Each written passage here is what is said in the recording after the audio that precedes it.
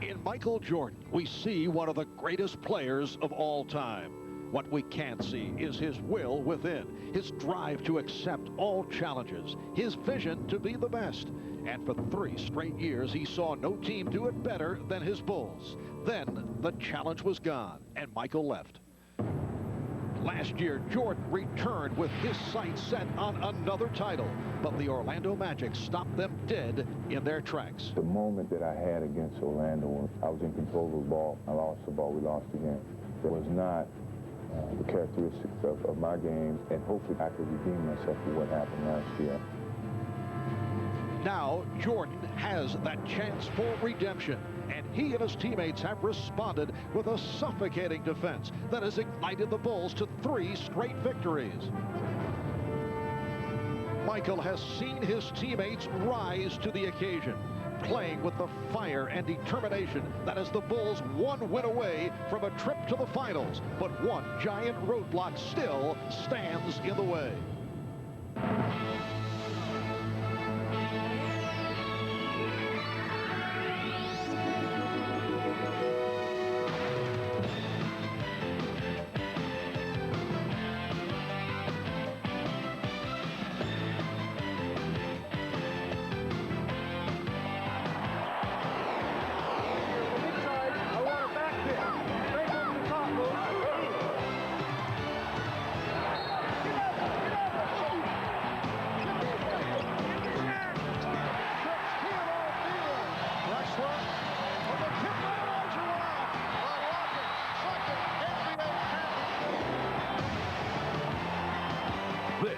Is the NBA on NBC.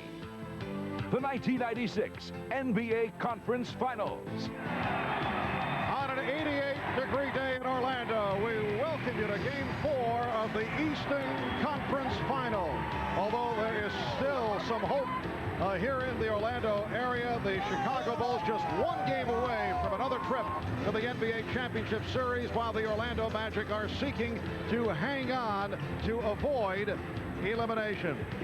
Hi, everybody. I'm Marv along with Matt Guokas. And for Michael Jordan, Matt, this has been a different type of series after accounting for better than 40% of the Chicago scoring in the previous playoff series against the Knicks. He has not been the dominant force, although you still get the feeling that he is lurking, particularly come 4th quarter. Well, so far, Michael has gotten a lot of help from all of his friends, but in particular, Dennis Rodman in Game 1, dominating the glass with 21 rebounds and chipping in with 13 points. Game 2, Michael and Scottie turned up the heat, and Jordan himself outscored Orlando 17-16 in that 3rd quarter. Game 3, Pippen's best all-around, blocks Dennis Scott and strips Hardaway, and then the nifty move along the baseline.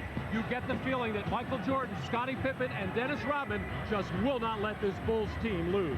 And Orlando is now an injury-hit ball club. Horace Grant remains sidelined because of the elbow problem. Nick Anderson, now out with a sprained wrist, will not play today. Brian Shaw and Jon Koncak are expected to play. While the injuries are certainly a factor, this series, Matt, comes down to the cold fact that Orlando's 2 all-star players, Shaquille O'Neal and Anfernee Hardaway, just have not been able to do it. Well, so much is expected from these 2 young stars. Now, they are scoring, but the team needs more. Shaq has too many turnovers, not enough blocks, and the 6 for 24 from the line even has Shaquille shaking his head. Now, Penny Hardaway poured in 38 points in the Game 1 blowout, but only 3 assists a game and too many turnovers. Shaq and Penny must not only play well, they must make their teammates better. All right, for more on the Bulls and the Magic, let's check in with Ahmad, Rashad, and Jim Gray. Ahmad? All right, thanks, Marv. I was talking to assistant coach Jim Clemens before the game, and he said there were a few points that he wanted to make to the team. And the first of those points was they want to maintain their intensity and also execute their offense. The other thing they were concerned about was giving Orlando easy points off a turnover. They don't believe that with the lineup they have, they can score easily, so they don't want to give them the easy points off the turnover. And the third thing was to continue to rebound and play the defense they've been playing the entire series. Another thing, I talked about Chicago being overconfident in Game 3. I talked to Michael Jordan about that. He said, well, some of my teammates are a little overconfident. They're talking about sweep. But he said, I got to remind them, it's not about sweep right now. It's about winning 1 game and moving on. Now, for the Orlando side, let's go down to Jim Gray. All right, Thank you very much, Ahmad. Well, I spoke with several of the Orlando Magic players, and many of them privately concede that to come back from 0-3 against the Bulls will be virtually impossible. I then went on to ask those same players if, in fact, anybody on the team would quit. They all said no. They said, no, today is about respect and pride. Well, if they lose today, this will be the third straight time, 3 years in a row, that they will have been swept at some point in the playoffs. I put that to Shaquille O'Neal, and he told me plain and simply, that will not happen. I cannot take that kind of embarrassment. It would be the worst embarrassment of my professional life, and I couldn't stand a summer of that kind of shame. Marv? All right, thank you, Jim. So coming up, it's Game 4 of the Eastern Conference Final Series. The Magic and the Bulls from the arena.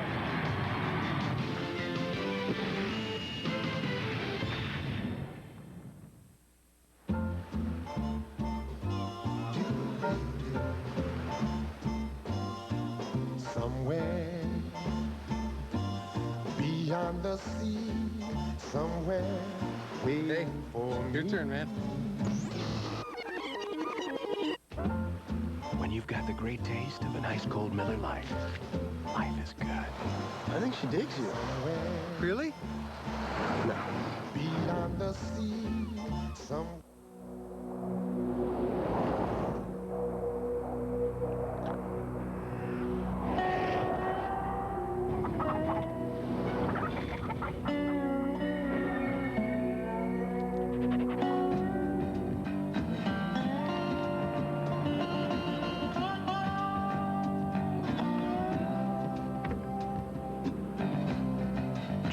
Cherokee, four-wheel and off-roads 4x4 of the year.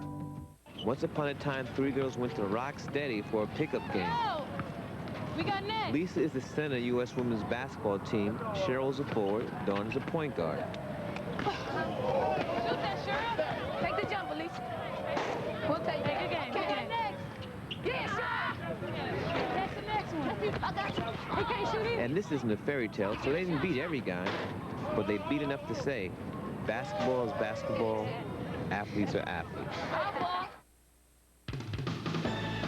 The NBA on NBC is brought to you by New Miller Beer, the brand new beer from Miller with big flavor that goes down easy.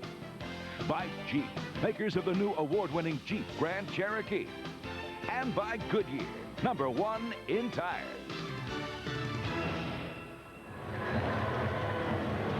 Welcome back to Orlando, Florida, as we get set to show you the starting lineups. The last team that was swept from the playoffs in 3 straight seasons, the Chicago Stags of the late 40s. The Stags led by Max Kozlowski and Andy Phillip. And Orlando does not want to be on that same line in the NBA record books with the Chicago Stags. Look at the Chicago Bulls starting lineup. Michael Jordan and Ron Harper in the backcourt. And up front, Luc Longley with Scottie Pippen and Dennis Rodman. Pippen coming off a sensational 27-point game on Saturday afternoon. Phil Jackson, who said when he met Brian Hill before Game 3 out at half court to shake his hand, he asked him what next could go wrong to his team.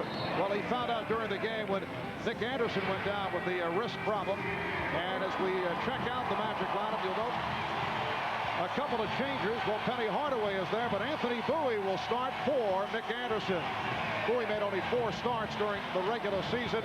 Shaquille O'Neal, the starting center. Dennis Scott still trying to fight his way out of the shooting slump. And it will be Jon Koncak. There was some thought that Joe Wolf would get the call, but Koncak will be the starter despite the knee problem. There's Brian Hill, the head coach of the Magic, yesterday on Showtime. Pete Vecsey reported that Brian Hill might be in trouble.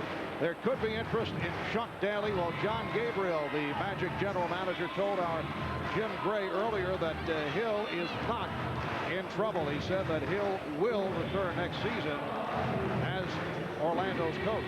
Well, I would tend to believe John Gabriel because, first of all, at this time of the year, you're not even thinking about or talking about, however, but during a playoff series, there's always that kind of talk about coaching changes, especially the way this series has gone. Danny Crawford working with Hugh Hollins and Dick Bavetta. And on the opening tip, the ruling that the ball, apparently someone jumped in too quickly on part of the Chicago Bulls, was Michael Jordan trying to get the edge. So it is Orlando with the first possession as Hardaway works against Pippen. We're just underway in game 4. Hardaway in the lead, and O'Neal is fouled. Well, Brian Hill and his coaching staff putting in a couple of new wrinkles and a couple of new plays at yesterday's practice, and this is one of them. Getting a pick and roll to the middle of the floor, something that's been very difficult for them to do because the Bulls have been forcing their pick and rolls from that side of the floor down to the baseline. But this one got Penny Hardaway to the middle and a good pass to Shaq. Foul committed by Longley, and Shaq gets the crowd going, following up on the 1 for 9 on Saturday by hitting his first 2. Light pressure being shown as Dennis Scott hangs back against Scottie Pippen.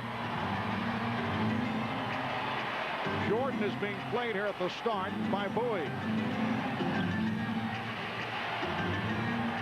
Longley sets the pick. Longley with the shot clock down to 4 is called for traveling.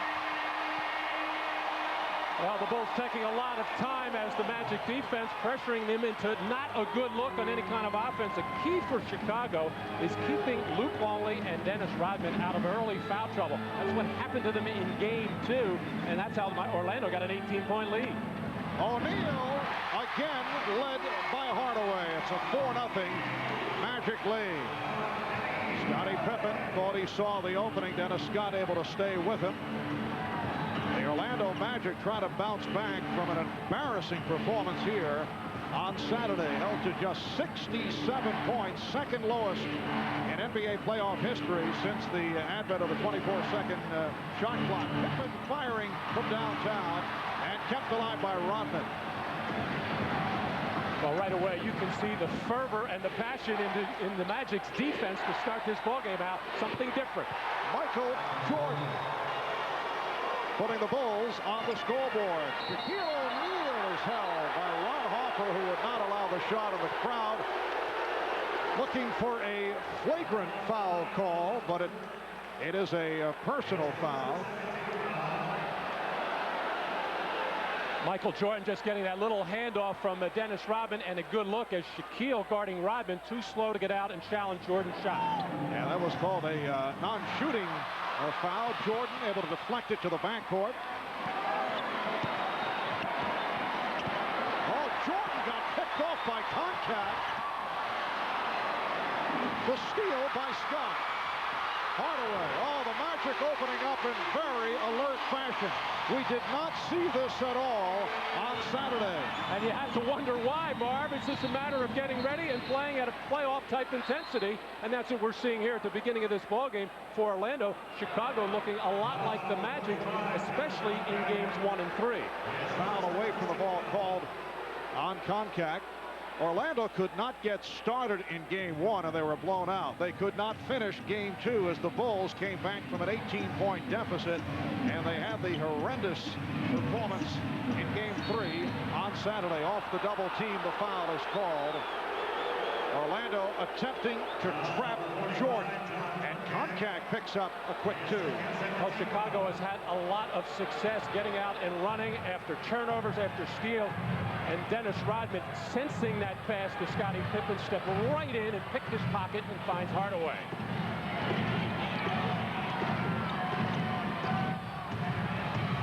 Now Pippen one-on-one with Scott. Rebounded by Longley. Longley keeps it alive and then stripped by Scott. Hardaway with Bowie. Hardaway took it all the way. And it's Orlando 8. Chicago 2. And Phil Jackson stoically sitting on the bench, barely watching the action, a little upset with his team, probably warning them for 2 days that something like this could happen if his ball club wasn't ready. But Michael Jordan showing that he is ready. Michael hitting on his first 2 field goal attempts. Jordan coming off a very quiet game here on Saturday. Also late in the game, came up with a twisted ankle, but says he's all right. And showing no signs of the ankle problem. O'Neal gets inside, and Rodman able to box out for the rebound. Good defensive job. Oh, that's shot almost with another steal. Harper changed his mind. Jordan with the show-the-ball move on Hardaway. And the Bulls will maintain possession.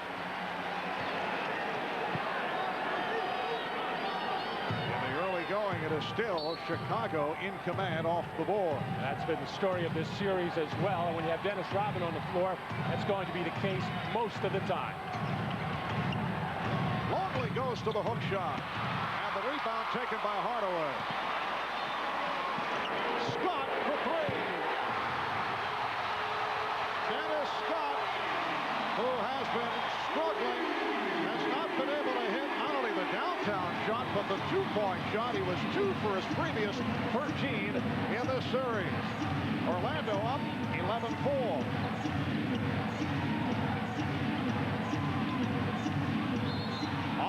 Trying to get out of trouble is called for steps. Well, this is what the Orlando Magic wanted from Dennis Scott from the beginning of the series, and something he's done all season long.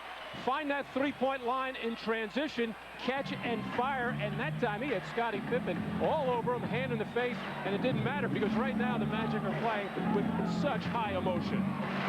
You'll recall they opened up in strong fashion on Saturday, but were not able to maintain it. Magic leading here 11-4. Here's Scott to the reverse. And it's Orlando up 13-4. And as you say, Phil Jackson just riding it out here in the early moments. Not looking to call for the timeout. Meanwhile, the Bulls continue to have problems. Another turnover as Rodman is called for the traveling violation. Well, one way to get yourself going is to play tough, aggressive defense, which is what Dennis Scott has been doing, and that's why his body is so alive at the offensive end. That's the 5th turnover committed by the Bulls, and 3 have been traveling violations.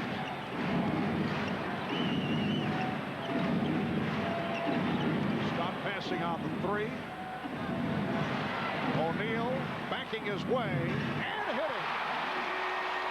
So Shaquille with 6 points here in the early going, and it's the Magic 15, the Bulls 4.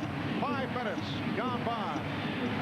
And Phil Jackson knows there will be a timeout as soon as we hit the 6:59 mark and under on that dead ball underneath.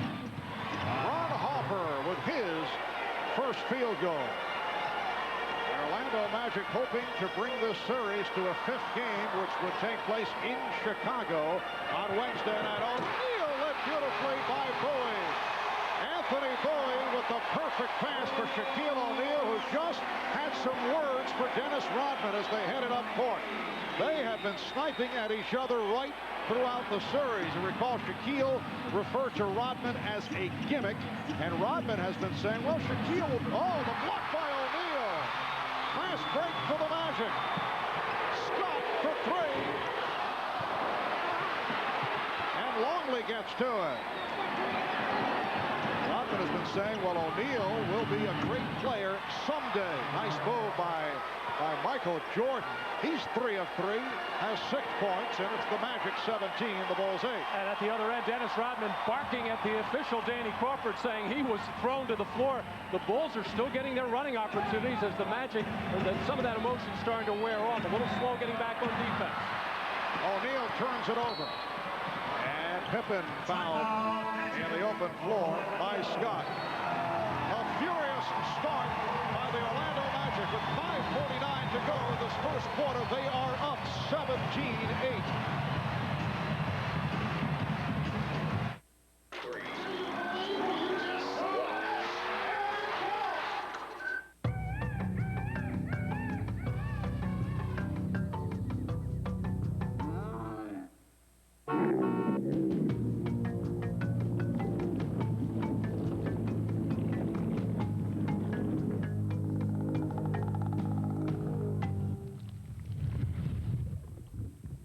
Once again, Jeep Grand Cherokee has emerged as four-wheel and off-road magazine's 4x4 of the year. This man thinks he's just pledged undying love for his girlfriend, Midge. He hasn't. He also thinks he's tasted new Miller beer. He hasn't. Brand new Miller beer. Say, ah, not duh.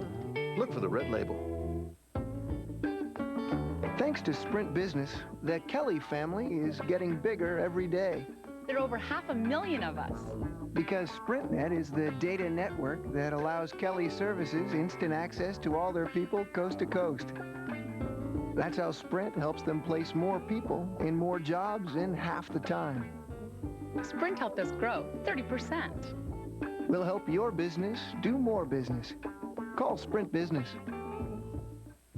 Goodyear AquaTread revolutionized wet traction design. Now Goodyear introduces the first tire with a lifetime tread life warranty. The new all-season InfiniTread. Its tread is guaranteed for as long as you own your car. Call 1-800-GOODYEAR.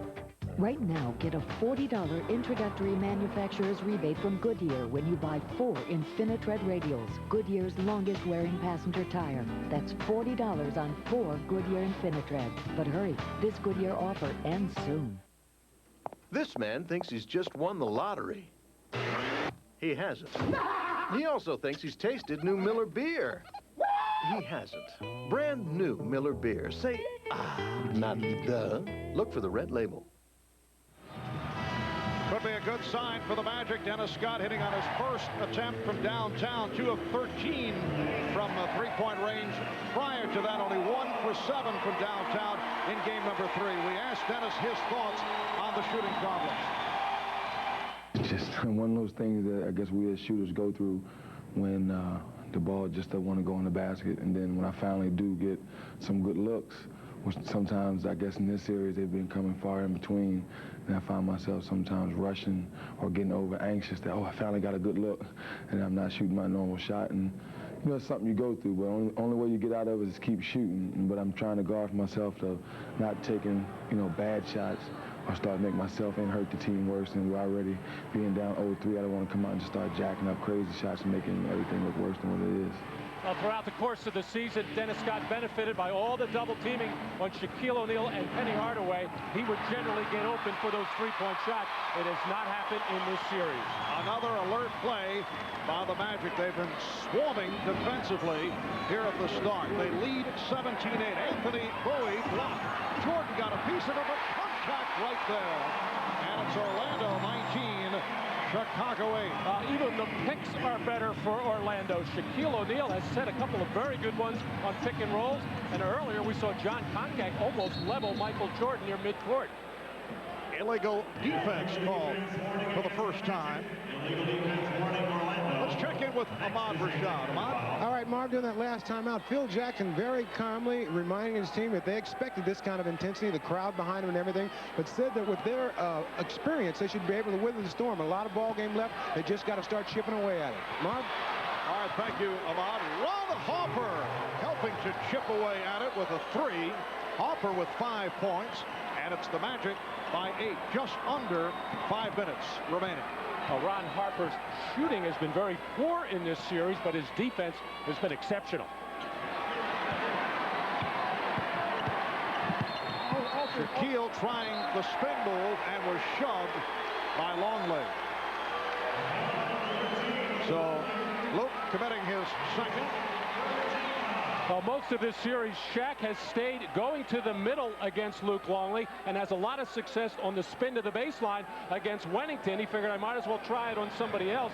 And now Phil Jackson's going to come with Kukoc and go small to try to reverse the momentum of this ballgame. Luc Longley will sit down after collecting his second foul. Substitution for Orlando, Donald Royal checking in. And Jon Koncak hears it from the crowd. It's been a gallant effort by Jon Koncak, who was a question mark for both games 3 and today's game 4 because of the knee problem. Kukoc called for the hold, and that is team foul number 4 on the Bulls. Orlando with 3. Well, Anfernee Hardaway, who has averaged just 3 assists a game in the 3 games played so far, already has 3 today. Off the board, has it poked away, but a foul, reach-in call on Royal.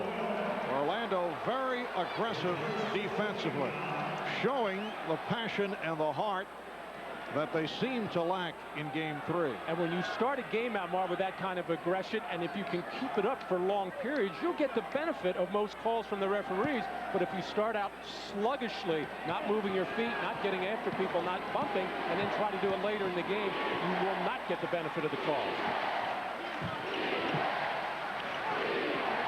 Fan of defense from the crowd.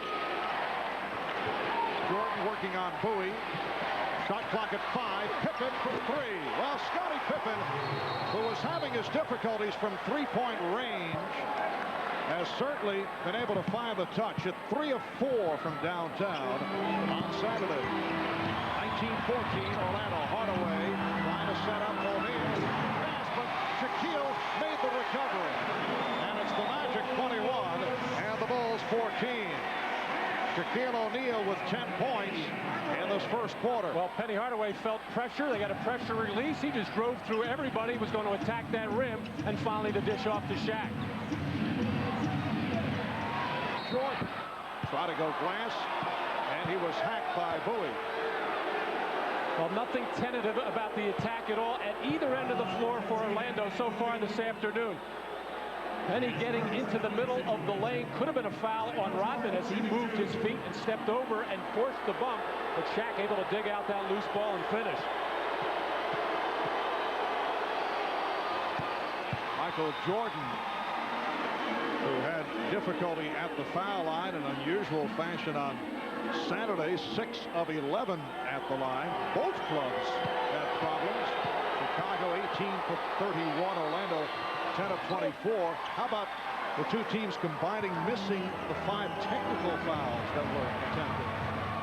It was a full moon the other day.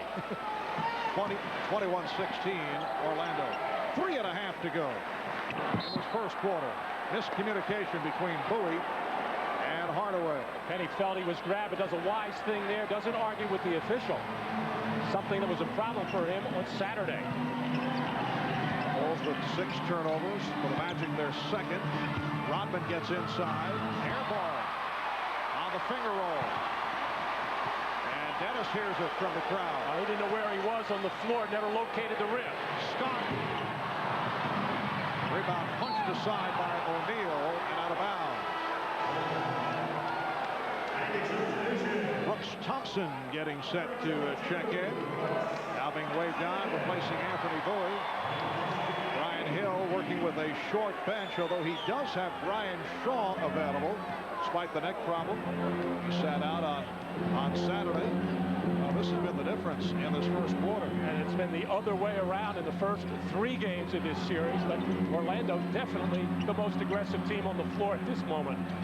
Rodman rebounded by Hardaway. Now from Orlando's point of view, although Dennis Rodman has certainly picked it up offensively, they do not mind seeing Rodman take those kind of shots. He'll set the pick. Scott eluding Pippen. Scott. Thompson able to keep it alive, and 1 and 2 by Pippen. Well, that fell down. The Magic with the shot clock rolling down. Timeout taken by Chicago. You are watching the NBA on NBC. Welcome back to Orlando. I'm Jim Gray. I'm now joined by Leonard Armato. He is the agent for Shaquille O'Neal. We saw the interview with Shaquille during the pregame show in which he said this is his first option to stay in Orlando. Leonard, there was also some talk about Brian Hill. First, let's ask you about Shaquille O'Neal. Will he stay here in Orlando or go to Los Angeles? Well, first of all, I just want to let Peter Vecsey know that the reason I didn't return his call this week because I knew he was going to try to stir up all this controversy. Well, now that he has done that, will Shaq stay? Well, Shaq and I have a pact that during the playoffs we don't have any discussion substantively about where he'll be next year. As he said, Orlando is definitely his first choice. But, you know, after the season's over, we've got to evaluate all of his options. Now, Chuck Daly's name has been mentioned. Is it more appealing to Shaquille O'Neal to have Chuck Daly here as coach? Would it be more appealing for him to stay here? Well, it's difficult to say. Chuck Daly's one of the greatest coaches of all time, but Brian Hill's doing a great job this quarter. This quarter. What about Brian Hill and his relationship with Shaquille? You know, Shaquille said, and I think it goes for me too, Brian's the coach, Shaquille's the player, and that's the way it stands. Until anything changes, that's the way it stands. But you would not be opposed to having another coach, specifically Chuck Daly? No, I'm not saying that. I'm just saying that after the season's over, a coach, as well as all the other factors, will be one of the considerations. Thank you very much, Len. Try to enjoy the game now that you've been grilled. Marv? All right, thank you, Jim. Not that Brian Hill will be concerned with Leonard Armand. See Rich DeVos, the chairman of the Orlando Magic. Not that he'd be concerned with a vote of confidence from Leonard Armando, but that was not exactly a ringing endorsement that Brian is doing a fine job in the first quarter. And by the way, that man, Rich DeVos, one of Brian Hill's biggest supporters and fans. And I'm sure he will have a lot to say with whatever goes on with this organization come the offseason. 2.5 remaining in the first quarter, and the Magic up 22-16.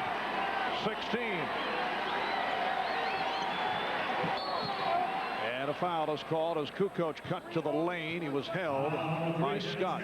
For Dennis Scott, his second.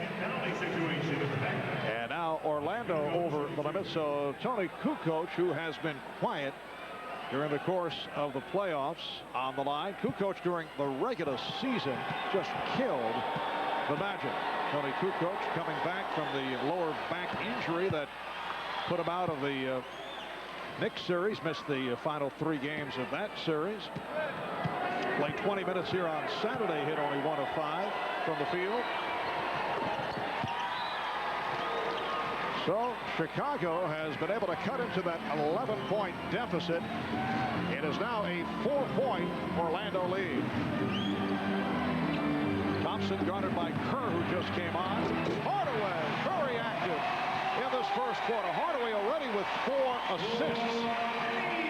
He had just 3 in 46 minutes in game 3. We have not seen him posting up a lot in this series, something he does a lot against every other team, but Pippen a little taller, he's been a little reluctant to do it.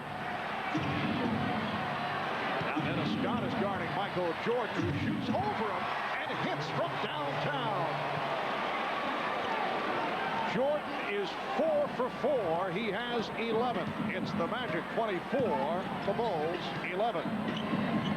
Well, there's no question Orlando coming out, giving the Bulls their best shot. The thing that has to worry them, the Bulls are taking it and right in this ball game. Hardaway checking the clock as he backs his way.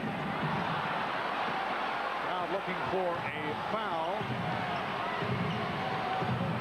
Kerr now on the floor along with Jordan, Pippen, Kukoc, and Buechler. Michael Jordan makes it 5 for 5. He has 13 points, and he's brought the Bulls within 1. Well, very difficult matchup on the floor for Orlando right now. Dennis Scott can run around with Scottie Pippen, pretty much the same height. Michael Jordan just too quick for him. 15-5 run by Chicago. Hardaway with a beautiful move, spinning his way on Pippen. Well, the Magic and Anfernee Hardaway in particular know if they can get to the basket, nobody to block a shot. And Pippen takes it the distance and draws the foul, and he went flying. Well, Michael Jordan is feeling it, and it looks like he wants the ball in every offensive situation. Isolated against Dennis Scott here, just putting the ball on the floor, a little pump fake, getting him off balance to knock down the shot. And then Anfernee Hardaway working one-on-one against Scottie Pippen, beats him with the nice spin move, and nobody home underneath the basket. And Pippen wanting to bounce back, just making sure he draws some kind of contact as he gets to the basket, and his free throw shooting woes continue. Foul called on Royal. And here is Randy Brown providing a respite for Michael Jordan. Randy Brown, the solid defensive player in his 5th season out of New Mexico State. So we were talking at the start that although Michael has not been dominant offensively in this series, the ball will go back to Orlando. You always have the feeling that he is lurking out there, more than lurking in this first quarter. 13 points on 5 of 5 shooting. 3-point Orlando lead. Down to 15 seconds with 8 on the shot clock remaining in the first quarter. Hardaway for 3. Yes. It's the Magic extending to a 6-point lead. Here's Kukoc for 3. Oh, and a foul is called with 2 and 2/10 seconds to go in the first quarter as Hardaway and Pippen got involved in the collision, and it's called on Pippen. For Scottie, his 2nd personal. And a frustration foul on the part of Pippen here, as Kukoc set up by Pippen on that drive and dish out, and Pippen upset that he got beat on that spin move and looked bad defensively on that earlier play by Hardaway. Then he took Hardaway's left-hand move away in the lane, gave him the three-pointer, which Hardaway nailed, and then Pippen actually wanted to go to the basket himself, felt Kukoc was in his way, and had to chase him out to the left corner. It's been an outstanding first quarter for Penny Hardaway. He has hit 5 of 8 from the field. He has 12 points, along with the 4 assists. Anfernee Bowie is back. Michael Jordan has returned for the final 2 seconds of the quarter. Big scoring outburst for the Magic in 7 of the 12 quarters coming into this game. Orlando held up 20 points and under. Kukoc pops it down, and Bowie and Thompson able to keep it away from Jordan. 7-0 run by the Magic to end the first, and they're hearing it from this crowd. Michael Jordan with a perfect first quarter, 13 points in all. Strong effort by Shaquille O'Neal and Penny Hardaway. After one, it's the Magic 31, the Bulls 23. You're watching the NBA on NBC. Today we're at the Eagle Test Drive sale along with Vicki Edmondson. I'm just checking out this Talon deal. The commute is really getting to me in my Acura. I could see you in an Eagle Talon. Yeah, I could too. 140 horses, double wishbone suspension. Well, aren't we speedy? Woo! This Talon deal is unbelievable. So's the traffic out there. Now get $1,000 cash back on Eagle Talon.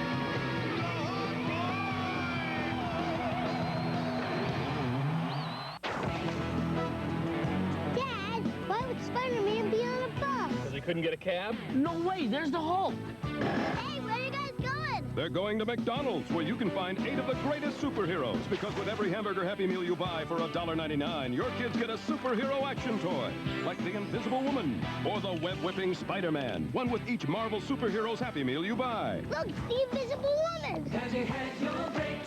Huh, I didn't see her on the bus. You're watching the NBA on NBC. The 1996 NBA playoffs. Penny Hardaway, the key to the success of the Magic in this first quarter.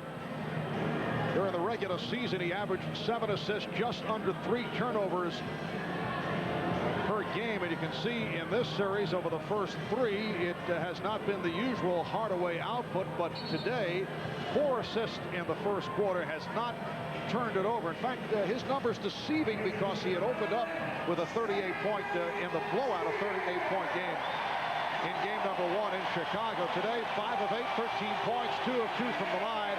In fact, Orlando with 31 points, that's the most they've scored in a quarter this series. Well, the responsibility of a great player is to make your teammates better. Penny has all of that ability. He can do it himself. He can get others involved. But with the starting lineup of the Magic, the normal one, when Nick Anderson is there, you've got 5 very good players, very talented, who all like to touch and have the basketball and like to get their shots. When you have more of a role player in there in your lineup, now Hardaway can do some different things. He can take more responsibility as far as scoring himself and still get the ball to the key people. Well, you know, Phil Jackson likes this matchup. He has Toni Kukoc being guarded by Anfernee Bowie, and off the head fake, Kukoc drew the foul on Bowie. That's his second. Well, the Magic with only 67 points in Game 3. Buechler having trouble. Got it in and nearly stolen by Royal. 31 in the first quarter, following the 67 for the entire game on Saturday. Chicago not anticipating all this pressure defense from Orlando. They're making some lazy passes. Shot clock at 5. Jordan posting up Bowie. And continues the superb shooting. 6 for 6 from the field. He has 15 points. Michael saw the double team coming and quickly spun to the baseline for what has now become his patented fadeaway jump shot. Magic 31, Bulls 25. Scott was about to load it up, but a illegal defense call on Chicago. That is the first call against the Bulls.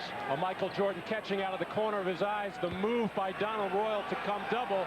Knew that he could take that quick, hard step and explode into the air and shoot over the smaller Bowie. Hardaway had scored the last 9 points for the Orlando Magic. Foul is called as Royal took the push. The foul on number 23, Michael Jordan. Foul on Jordan. That is his first. I said the smaller Bowie, actually Anthony Bowie and Michael Jordan about the same height, 6'5" or so, but when Michael gets into the air, he all of a sudden becomes taller, much taller than Anthony Bowie.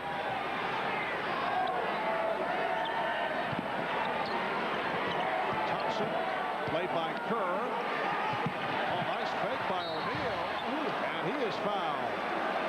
Shaquille has certainly had his way in the first half against Dennis Rodman, who in this series has done a terrific job, not only on the court physically, but you get the idea he has gotten into the head of Shaquille O'Neal. That foul, though, is called on Toni Kukoc.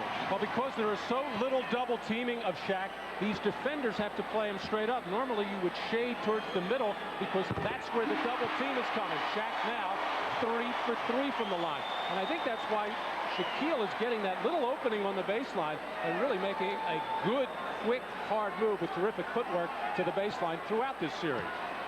Over the first 3 games, Shaq 6 of 24 at the foul line. And he's followed up the 1 for 9 on Saturday with a 4 for 4 thus far. 33-25 Orlando. We are early in the second quarter. Marv Albert with Matt Guokas, Ahmad, Rashad, and Jim Gray from the arena. They double up on Jordan. And Michael in a crowd got blocked. It is on O'Neal. That's his first. Such a smart play by Michael Jordan. You can just tell in his body language he feels the Magic are getting the benefit of a lot of calls. He was just going to drive into a white shirt and see if he couldn't get a call. He didn't like that last call against him. Almost a makeup call. In fact, a makeup call. Kukoc. Nice touch by Toni Kukoc. That is his first field goal. 33-27 Orlando. Have led right throughout. They have done it with pressure defense here in the first half. Scott with the save. And back comes Kukoc. Setting up Buechler for 3. Yes. Jud Buechler has done a terrific job game in and game out coming off the bench. Does not get many minutes, but he has certainly made the most of it when he's been on the court. Oh, Steve Kerr actually out-battled Shaquille O'Neal and knocked that ball loose. He almost got his body knocked hard to the floor. 3-point Magic lead. Here is Thompson for 3. Brooks Thompson, a 3-point shooting specialist in his second year out of Oklahoma State, extends to a 6-point Orlando advantage. Kukoc for 3. And he continues to struggle from downtown. He is now 2 of 33 from 3-point range. We'll be right back. Do or die for the Jazz against the Sonics. Tuesday night at 9 Eastern on NBC. Life's funny. You never know what to expect. But you do with the Toyota Corolla. It comes equipped with a 20-sensor self-diagnostic system to help ensure things are exactly as you'd expect at every turn. Life's full of surprises. Your car shouldn't be one of them. The newly restyled Toyota Corolla. It's where 28 years of innovation have taken us.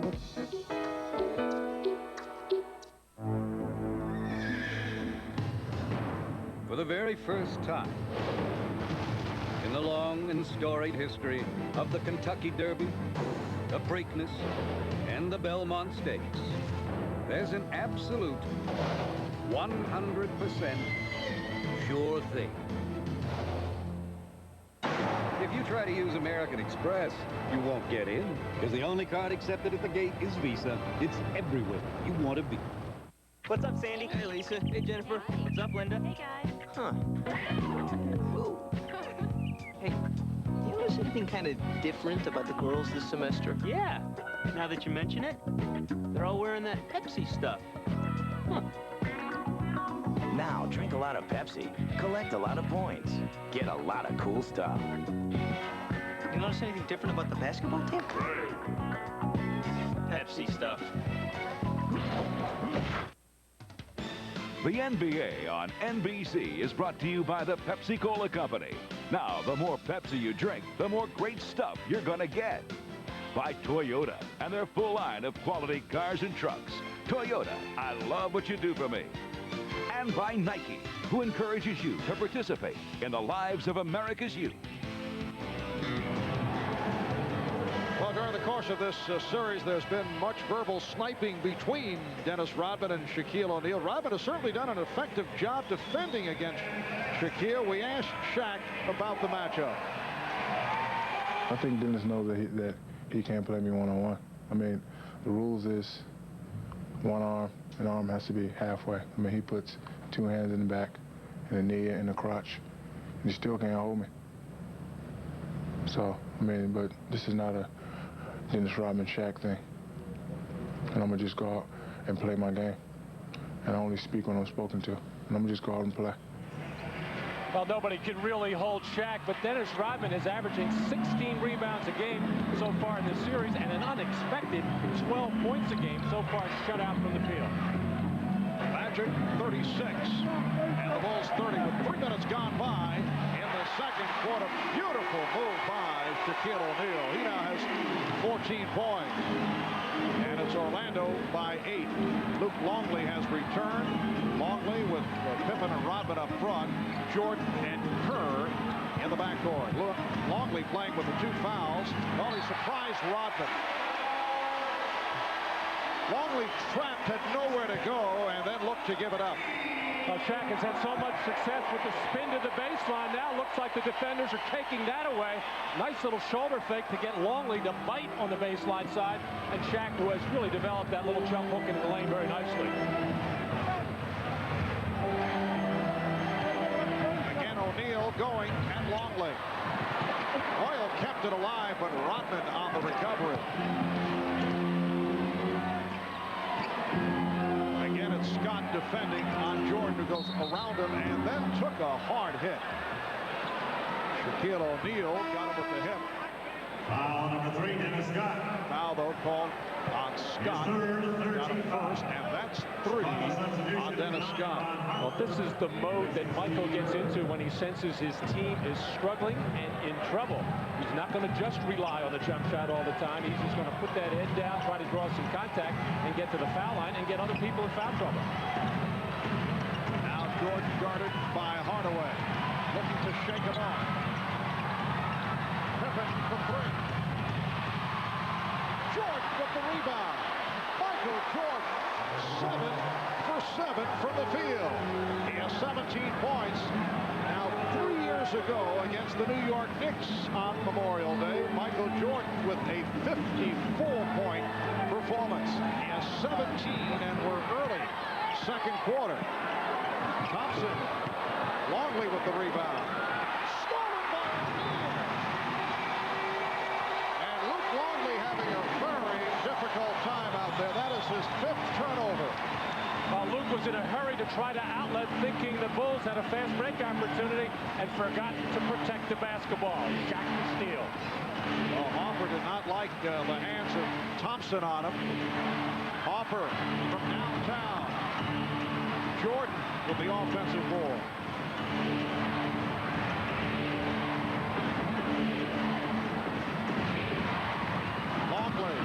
Luc Longley with the open shot, his first field goal, and it's a 40-34 Orlando lead. I don't know if you can sense the look or see the look on the face of Michael Jordan as Penny Hardaway is challenging him with his defense. Michael loves that kind of thing, but so far Penny has done a pretty good job on him.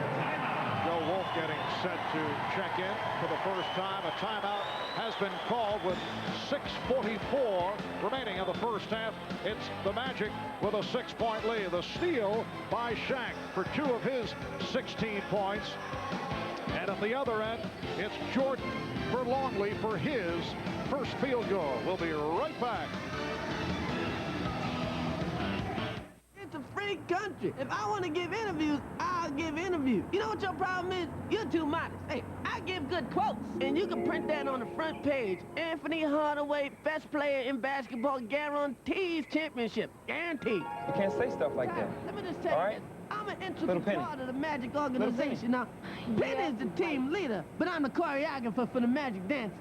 Get you a job if you want. Hey, whoa, Penny, stop the car! That was Tyra Banks, fool! Know someone who never eats everything on their plate? Introduce them to extra tasty crispy chicken from KFC. Freshly prepared is irresistibly crispy and delicious right down to the last crumb. For the taste that wins everybody over, all you need is a little KFC. What do you get when you cross a high-quality conventional motor oil with an advanced formula synthetic? A revolutionary oil that protects better than regular oils, yet costs less than full synthetics. DuraBlend from Valvoline. Valvoline's the #1 choice of top mechanics. It is where the lofty atmosphere of most luxury cars is left behind, and where an extraordinary level of comfort and roominess begins. It is the American-built flagship of Toyota, Avalon. Offering the highest refinement of Toyota quality and engineering excellence, Avalon delivers the greatest luxury of all, peace of mind. Avalon, experience the tranquility. There's a 2-inch thick line, 22 feet from the basket that knows me well. I always know where it is, but I won't let it break my concentration. It comes from practice, hour after hour, shot after shot, until I forget that line, until I forget the gym, everything. That's when my stroke is pure. Heather Locklear in a landmark motion picture, a desperate cry for help in a world that doesn't understand. I don't know what to do. Please let me help you. Shattered Mind, NBC tonight. It is Orlando by 6:44 to go in this first half. A reminder, tomorrow NBA playoff action will move to prime time, 9 p.m. Eastern. Sean Kemp and the Sonics going up against Karl Malone of the Jazz, Game 5 of the Western Conference Finals. Terrific game yesterday. Seattle able to hold on for the win, and they are up 3 games to 1. Sonics and Jazz tomorrow, 9 o'clock Eastern, right here on NBC. Saw the impressive stat line of Michael Jordan, who has been perfect. Penny Hardaway holding up his own with 6 of 9, 15 points. And Hugh Hollins with the call away from the ball. Foul on Wolf, who just checked in. That is his first. Well, there, Michael not needing as much scoring throughout this game. Game 1 was a blowout. He just kind of stood around and occasionally chipped in when he had to. He had to turn it on in that third quarter of Game 2. Here is Jordan. Rodman with the putback. So Michael with his first miss. A good call coming out of that last timeout. A post up for Penny Hardaway. Sometimes the Magic fall into that trap of thinking they have the mismatch, and they do with Shaquille O'Neal, but that gets other people standing around. A different look to Penny from time to time could get other people involved. Besides, Penny's very effective. Michael, once again, every time he gets the opportunity, wants to drop that head and drive to the basket. This time he avoided the contact, unable to finish that shot, but Dennis Rodman, who's been quiet on the boards, finally got in there. Illegal defense, second call against the Bulls, and Hardaway not able to hit, and so the technical foul jinx that struck on Saturday continues here this afternoon. Michael Jordan hitting his first 7 shots before that miss. The all-time NBA playoff record, best shooting percentage in a single game. Scott Whitman, 11 for 11. Did it for the Celtics against the Lakers back in May of '85. Also did it on Memorial Day, we're told.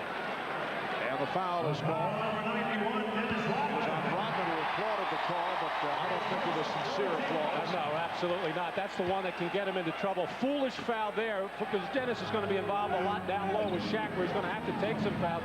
Trying to pressure Joe Wolf on the perimeter, unnecessary. Hardaway from 3. O'Neal. Oh, Shaquille, unstoppable in this first half. 44-36. The Magic by 8. Harper on the penetration. Rodman with the rebound. And a loose ball foul called on the Magic. Well, this is why you do not have to go into Shaq in the post every time, because he has other ways to score. When he is off the ball, involved in pick and rolls or just on the weak side, just go in there and get some second shot opportunities. And at the other end of the floor, instead of challenging that shot, Shaquille O'Neal got all tangled up with Dennis Rodman and got called for the elbow in the throat. So Shaquille with 2 fouls. Dennis Rodman during the regular season just a 52% free throw shooter. Harper sitting down. Kerr and Jordan in the backcourt with Longley, Rodman, and Pippen up front. We're coming up on 5 minutes to go in the first half. The Orlando Magic trying to stay alive with this best of 7, leading by 7 points. They have led all the way. They've led by as many as 11. Kerr putting the pressure on Thompson. Kerr with the steal and called for time. And the call, it should be noted, made by Hugh Hollins, who has not been a favorite official in recent years of the Chicago Bulls. Much better pressure on the part of the Chicago Bulls. Steve Kerr all over Brooks Thompson. Hardaway being battled by Pippen inside, and a terrific dive by Steve Kerr to get the timeout. Oh, Bill, did I tell you what Patty said that Rachel heard about what Mark said about Patty? Well, Bill, are you listening? Anyway, Patty ran into Rachel, who had run into Mark at a party. So, according to Bill, are you listening to me or to the game? 5 ticks left on the clock. Missiles down by 1. Just a reminder, this game brought to you by Miller Lite. When you've got the great taste of an ice-cold Miller Lite, life is good. Smith inbounds to Wakeman through the paint. Tomahawk jam. Yes!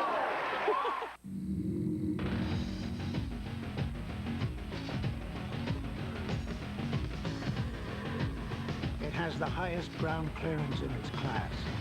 But more importantly, 1996's pickup truck of the year comes with 190 horses, all with big chips on their shoulders.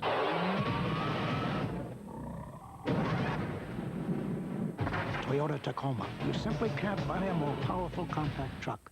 So you do this every day, huh? Poor baby. And this is a guy thing, right? That's not so bad. You guys are so sensitive. Ouch. For the man with sensitive skin, Schick introduces the all-new Tracer FX. Is this the sensitive part? Right here? With its unique skin guard designed for a smooth shave with less irritation. The shaving system for sensitive skin. Schick Tracer FX.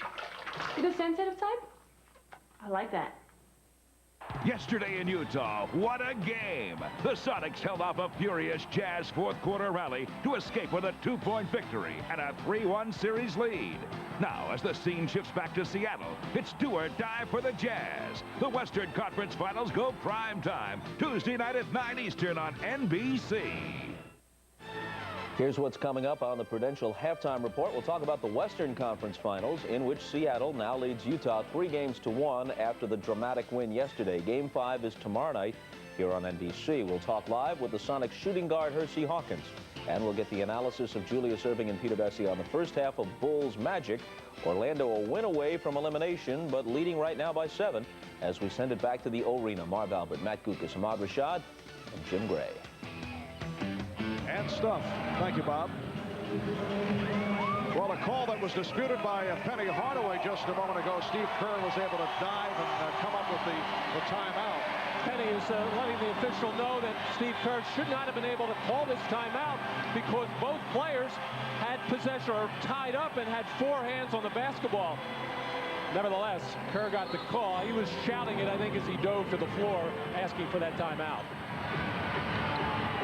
Kerr being defended tightly by Thompson. Scottie Pippen has been quiet, only 1 of 5 from the field. Jordan with the step. And rebounded by O'Neal. Shaq with 18. Michael Jordan, oh, that's a backcourt violation.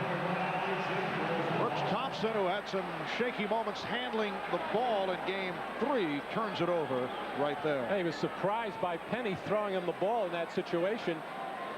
Anfernee Hardaway, the primary ball handler right now. Brooks Thompson occasionally plays some point guard, but with Hardaway bringing it out of the backcourt, his responsibility to get it into the front court.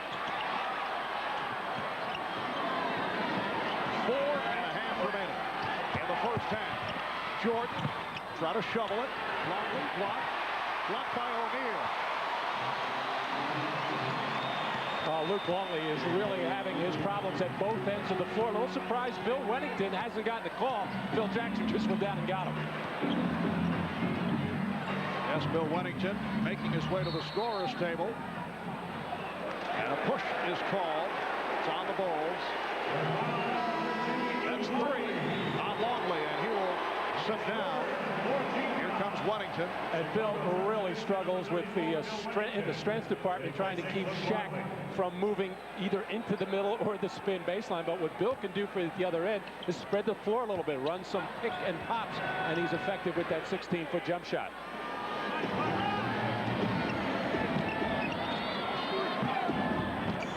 Here's Donald Royal. Has that quick first step. Magic 46. The Bulls 37. Well, Anfernee Hardaway forced to the baseline there, but Donald Royal doing the smart thing, not standing around, looking for a lane to cut into, and he was the benefit of an easy 2. Well, you mentioned the spreading the floor that Bill Wennington provides, but he was not able to hit that open jump shot. Thompson. That's why Brooks Thompson is on the floor, particularly with the Magic short-handed. In fact, we're told that Brian Shaw, who was supposed to play after sitting out with a neck injury in game 3, will not be able to play. On the bench, but unable to perform, we're told. Rodman with the offensive rebound.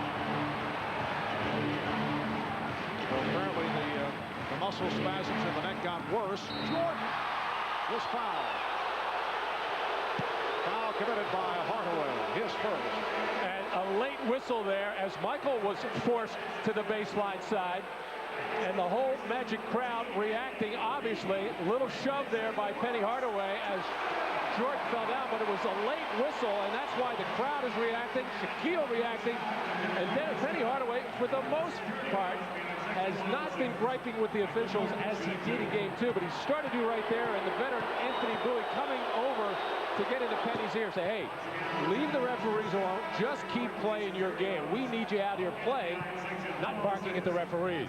Orlando with that foul going over the limit. Toni Kukoc back on the floor, replacing Steve Kerr, who did not score. O'Neal tried to save it and step down. Gets again, a very sincere pat from Dennis Rodman. Well, Shaq actually took his eye off the ball here and missed it completely, bouncing off his chest and trying to save it and throwing it as hard as he could off Dennis Rodman. I'm sure if he had the opportunity again, he'd throw it even higher if he could. Orlando by 10. Just under 3 left, first half. Pippen got inside. Nice fake by Scottie Pippen. It's only his second field goal. Ryan Hill has O'Neal up front now, along with Wolf and Royal, with Bowie and Hardaway at the guards. Hardaway guarded by Pippen. Hardaway with a change of pace dribble and then forces it up.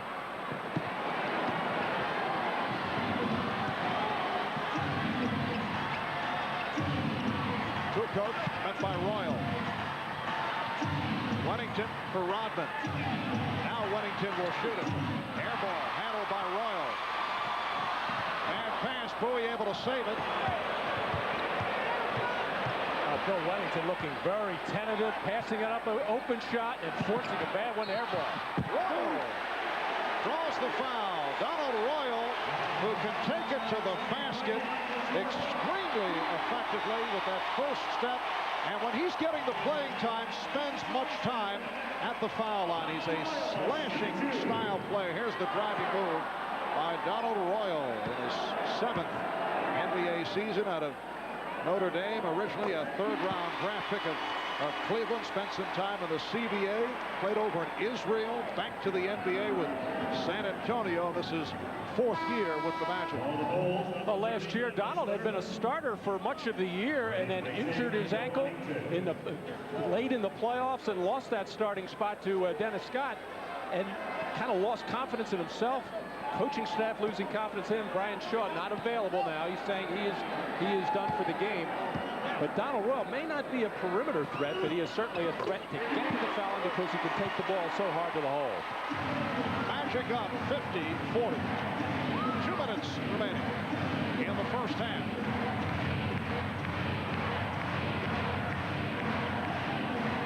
Less than 2 minutes remaining in the half. Less than 2. Travel.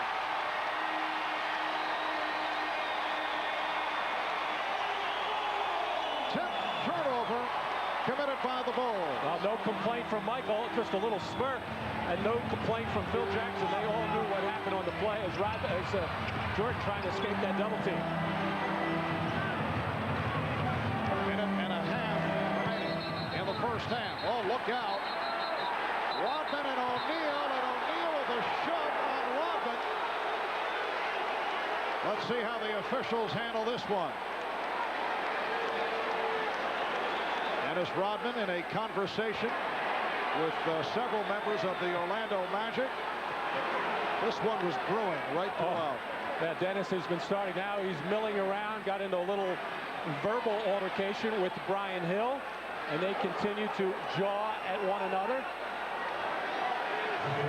As there's been some hard hitting there, the shove by Shaquille O'Neal and Brian Hill walking out towards Dennis Rodman. Richie Adubato protecting Brian. I don't know how good that's going to be right now, but when you're a teammate of Dennis Rodman or a Chicago fan, this is what you always worry about with Dennis Rodman, the fireworks starting, and you just don't know what's going to go off. Double technical called on Rodman and O'Neal. O'Neal, who was fouled. Line drives the first home. He's 5 of 5 at the line. Well, Shaq hit him 1, 2, 3 hard times, and Dennis Rodman just trying to grab onto Shaq and maybe instigate a little bit with the grab, and he did what he wanted to do. He got Shaq to react with a push. So difficult to figure out Shaquille O'Neal's inconsistent free throw shooting. A loose ball foul is called. Joe Wolf battling for the rebound, picks up his second. Both teams are over the foul limit. So the Bulls to the line. I thought you were going to say so difficult to figure out Dennis Rodman.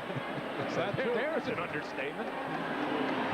But Dennis senses that his team right now is a little bit lethargic. They kind of weathered the storm for much of the first quarter when the Magic came out and played with a great deal of emotion. Now I think he senses his team going backwards. He's trying to do something to get them fired up and, of course, get himself fired up. He's going to go to the bench for a rest right now. Well, this has sparked up the Orlando team in this first half. In particular, right at the start, an Orlando team playing without Nick Anderson who suffered the wrist injury late in Game 3. Brian Shaw dressed and on the bench.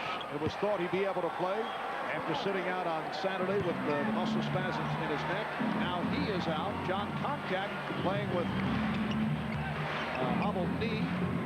He started the game, but has not played much today. Off the steal, here comes Buechler. Of course, Horace Grant is out with the elbow problem.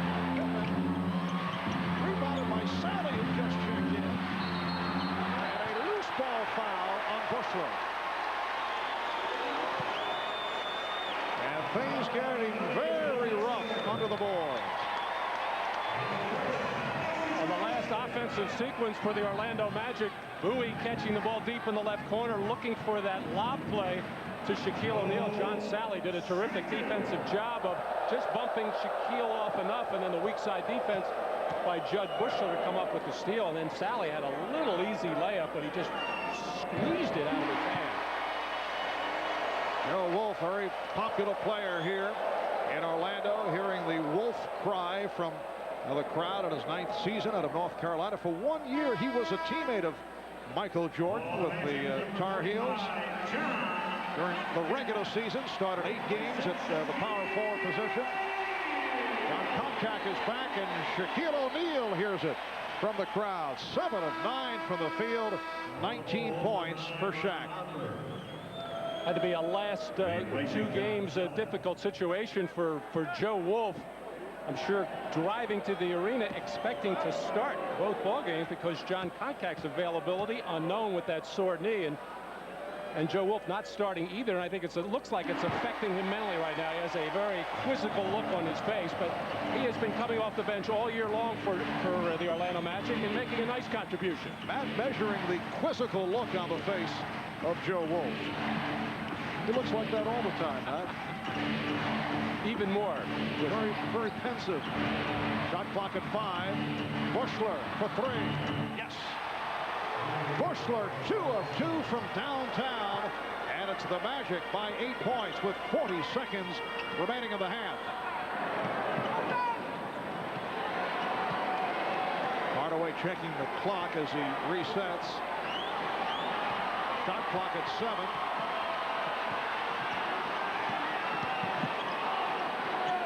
Wolf. Oh, Joe Wolf got it away with the shot clock rolling down. It's a 3-pointer for Wolf. And it's the Magic by 11. Bulls holding for a final shot of the half. Down to 10 seconds. They are on their feet here in Orlando. Down to 5. Jordan facing the double team. Finding Pippen, and Pippen is fouled. Foul committed by Donald Royal with 9/10 of a second remaining in the half. Well, Joe Wolf has that nice 16 to 18-foot jump shot and has shot it well all year. Not known as a 3-point shooter, but he had to rush this one with just 1 second on the shot clock with Scottie Pippen right in his face. Now Pippen to the line. He is 0 for 2 at the line. And Pippen and Royal having some words. Scottie felt that Donald Royal put a little extra into that as Donald Royal was actually faked out of his shoes, trying to grab on and make sure Pippen did not lay that ball up. But a good defensive job by Bowie, timing his double team just right, coming out. Turned out to be not right because they got a free throw shooting opportunity, but coming out to double team Jordan, make him give up the ball. Thompson comes on for Koncak. And now Dick Bavetta indicating a 22nd timeout call by Orlando. 9/10 of a second remaining in this first half. The Chicago Bulls with a 3-0 lead in this best of 7 Eastern Conference final. A look back at game 1. Chicago in a blowout in Chicago. Dennis Rodman, 13 points, 21 rebounds. Anfernee Hardaway with the 38-point game as the Bulls just crunched the Magic off the boards. Game number 2, Chicago came from behind. Shaquille O'Neal had the big first half, 26 of his 36 in the first half, but sparked by Michael Jordan with 17 of his 35 in the the third. Bulls came back from an 18-point deficit, and then here Saturday in game number 3, Chicago with the 86-67 destruction of Orlando as Scottie Pippen broke out with 27 points on 11 of 14 from the field. So 67 points for the Magic on Saturday. Here in the first half, they have already scored 56. It is 56-47. Hardaway, can he get it off? He does. And that is the end of the first half. Shaquille O'Neal with 19. Anfernee Hardaway with 15. That man, Michael Jordan, with 20 points on 7 of 9 from the field. Bob Costas and the Prudential halftime report coming up after these words. You know, I think we should have a talk. All right. Yeah,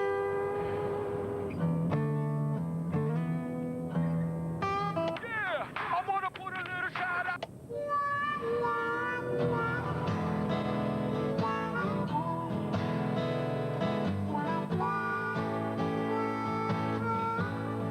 Nothing brings people together like Pizza Hut pizza. I'm glad we had that talk. Yeah, should do them more often. There's 4 million miles of roads to show you what you're made of. So, fellow nomads, start your itineraries. The Toyota Summer Drive sales event is on. Run into your dealer before the asphalt starts to cook. There's a choice of new Toyotas to worship the road any way you want. And even special lease rates on the Toyota you always wanted. But you gotta hurry, because there's great values on new Toyotas and a billion sights to go. So drive. If you think stress is tough on you, consider your engine. Traffic jams, towing and hauling, even idling can lead to damaging wear. That's why Castrol is introducing Syntec Blend, the only synthetic blend that combines Castrol conventional oil and Syntec molecular components for greater protection than conventional oil in severe driving conditions, because too much stress can be fatal. Castrol Syntec Blend, added protection for severe driving conditions. On Saturdays, your customers can receive 2-day packages from FedEx. Cost? An extra $10. On Saturdays, your customers can receive 2- to 3-day priority mail packages from the U.S. Postal Service. Cost? $3. And there's no extra charge. On Saturdays, your customers cannot receive 2-day packages from UPS. Sorry. So, what's your priority? Priority mail from the U.S. Postal Service. Nothing compares to Paris in the springtime. And now, tennis's most grueling Grand Slam is upon us. Andre Agassi, Pete Sampras, Monica Seles, Steffi Graf, and more. Join us for the French Open, presented by Perrier. Coverage begins next Saturday on NBC. This is the Prudential Halftime Report, brought to you by Prudential. Live well, make a flag, be your own rock. Halftime in Orlando, the Magic showing some grit and leading the Bulls by 9, 56-47. Not to put a damper on it, but remember, they led by 15 at halftime of Game 2 as well. Bob Costas back, Julia serving, Peter Vecsey here, of course. We'll talk about the Bulls and Magic in our next segment. But let's start with the Western Conference Finals. Seattle leads Utah 3-1, Game 5 tomorrow night from Seattle here on NBC, 9 o'clock Eastern Time, 6 o'clock Pacific. We're joined now by Sonics guard Hersey Hawkins, and you can smile, although actually you're a guy who's usually smiling, but you can really smile, ahead 3-1. But while the ball was in the air after it left John Stockton's hands, what were you thinking? Because it looked good on the tube. Well, basically, I think everybody was holding their breath, I think, because, you know, everyone knows John Stockton passed, and, you know, he's come up with shot after shot in crucial situations like that, you know, and it was just one of them things. Luckily, Det was 6'10", and he was able to get a hand up on him and, you know, make him adjust the shot a little. Hey, Hersey, you led the nation in scoring your senior year at Bradley. Now man, Peter, you're going a long way back here. well, we go a long way back. I'll even name your coach, Stan Albeck. But now you're the fourth option on this team. How do you accept that? You know, I think whenever you're winning, you know, I think you accept any role that's given to you. I understand that I'm on a good team. I'm on a championship caliber team. And, you know, I just want to go out, especially at this point, and do whatever it takes for us to win basketball games. You know, it's not often that you're in this position where you can really seriously make a run at the championship. So I'm just happy to be here on this team. Okay. Doc? You know, when your name is mentioned, Hersey, people think scorer, but you fit in very nicely in Seattle's scheme of things as a defensive player. I have to think that those first 5 years in Philadelphia, when you had to guard Michael Jordan 6 regular season games and in the playoffs, made you a better defensive player. I think whenever you guard Michael, it makes you a better something. I don't know what. But, you know, I think what's been good about the situation here is I think I have such good defensive players around me that, you know, whenever you make a mistake, you know that they're there to have they have your back. You know, our defensive schemes work well for us, and, you know, that's what we emphasize, playing defense, playing solid, and we know if we do that, we're going to put ourselves in a position to win a lot of games. Percy, there are 7 free agents on the Sonics, Gary Payton being one of them. You're another one. We know Gary Payton's going to be taken care of big time after this year. How have you handled the uncertainty? Basically, you know, I've just gone out and tried to play. You know, I guess when the summertime comes, you know, I'll see what happens. But, you know, I think I'm in a good situation here, so I would definitely like to be back with the Sonics next year, and hopefully something could be worked out during the summer. Does it matter that George Karl would be coming back on a long-term basis or for 1 year? Does his decision have anything to do with what you'll do? Well, I think especially when you enjoy playing for a coach, and you know we have a great coaching staff here, that always has an influence on the decision that you make. So it would be nice to see George here for a long time, to sign him to a long-time contract, and of course Gary's going to get taken care of, and hopefully everybody else can just fall in line there, and we can have this team back again next year. Hersey, let's see if you can explain this in a way that a layman would understand for our viewers out there. The Sonics play terrific team defense, a lot of trapping, a lot of doubling, and then switching back. Explain the philosophy that George Karl has you guys using defensively. Well, I guess it all depends on, you know, of course, the game plan and what particular person, you know. So, I mean, we go into the game with a lot of defensive schemes. You know, that all depends on who's setting the pick or who's in the pick and roll, you know, with the rotations and things like that. So it's sort of difficult to explain, you know, because we do so much out there, and, you know, it's good that everyone's on the same page when we do it. Last thing, and folks, I hope took note of the free throw percentage, better than 90%, and 17 for 17 in this series where free throw shooting has been so important between the Sonics and the Jazz. I know you don't want to look ahead, but strategically, if you can finish it tomorrow, that's going to make such a difference, because if Chicago is lucky enough to finish Orlando off and then is waiting for the winner and waiting at home, that's going to put whoever emerges from this series at a disadvantage. So the sooner the better. Oh, yeah, definitely. I think whenever you're in a series, you want to get it over as soon as possible. And, you know, we went down to Utah, you know, of course, wanting to win 2, but, you know, we got 1, and we put ourselves in a position to finish it off tomorrow night. So, you know, that's what we wanted, and we'll be ready. We'll leave it all out there tomorrow night and, you know, try to finish this thing off. We're finishing this interview off. You can turn around now, Hersey, and tell the guy behind you, who at first I thought was just doing jumping jacks, you know, calisthenics, but now I realize was trying to get on camera, that in fact he did. All of his friends all across the country know that guy now. That's a real Ford. That was a real Ford. So he's so far at the end of the bench, he's desperate for camera time. Hey, Hersey, we may see you in the finals. Thanks a lot. Okay, guys. Thank you. All right, Hersey Hawkins, the Sonics look to close out the Jazz tomorrow in Seattle. Remember, Utah is just 1-6 on the road in these playoffs. We'll have it for you tomorrow night at 9 o'clock Eastern time. And should the Magic beat the Bulls today and extend the series to a 5th game, we'll have that for you on Wednesday night, also at 9 o'clock Eastern time. Did you see that guy back there? That guy is just, I thought he was doing jumping jacks for a while, just working out in the gym. When we return, we'll talk about the first half of Chicago and Orlando. Does anybody do jumping jacks, by the way, now that Jack LaLanne has retired?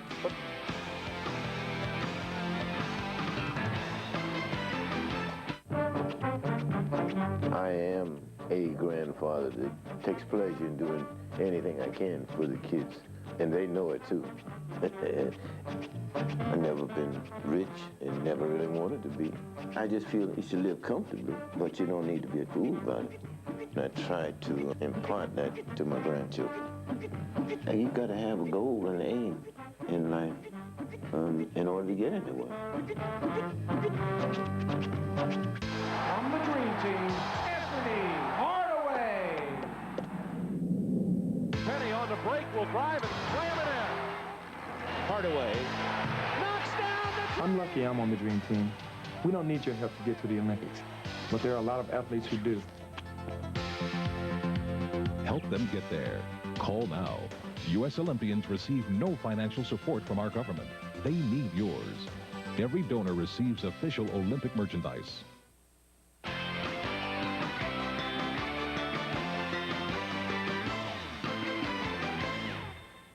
Interesting numbers from this first half. The most important one, Orlando leading it 56-47.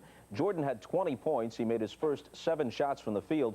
Shaq has 19 points on 7 of 9, and he's hit 5 of 6 from the free throw line. Let's see what Julius and Peter have to say about it. Let's begin with you, Mr. Vecsey. Well, I don't think there's any surprise you're seeing a team that's won 60 games during the regular season playing for pride here. What I wonder is, where was the aggression the first 3 games? Where was the pressure on the defense? You see it today. They're running off makes. They're running off misses. They're running off turnovers. They've got 15 points off of 10 Chicago turnovers. The most surprising thing to me is Orlando has 15 points off its bench, and that you've got 2 of their bench guys starting, so maybe their bench wasn't as bad as we thought. Doctor. Well, when you shoot 61% from the field, you should be ahead, but the effort is superior today. The guys who are supposed to set picks on plays are setting them with authority. They got the swarming defense working. Orlando's playing the type of game that they needed to play today, but they got another half to play. Good luck. Penny with 15 points, by the way, in the first half, and 6 assists. He had just 9 assists in the first 3 games combined coming into this one.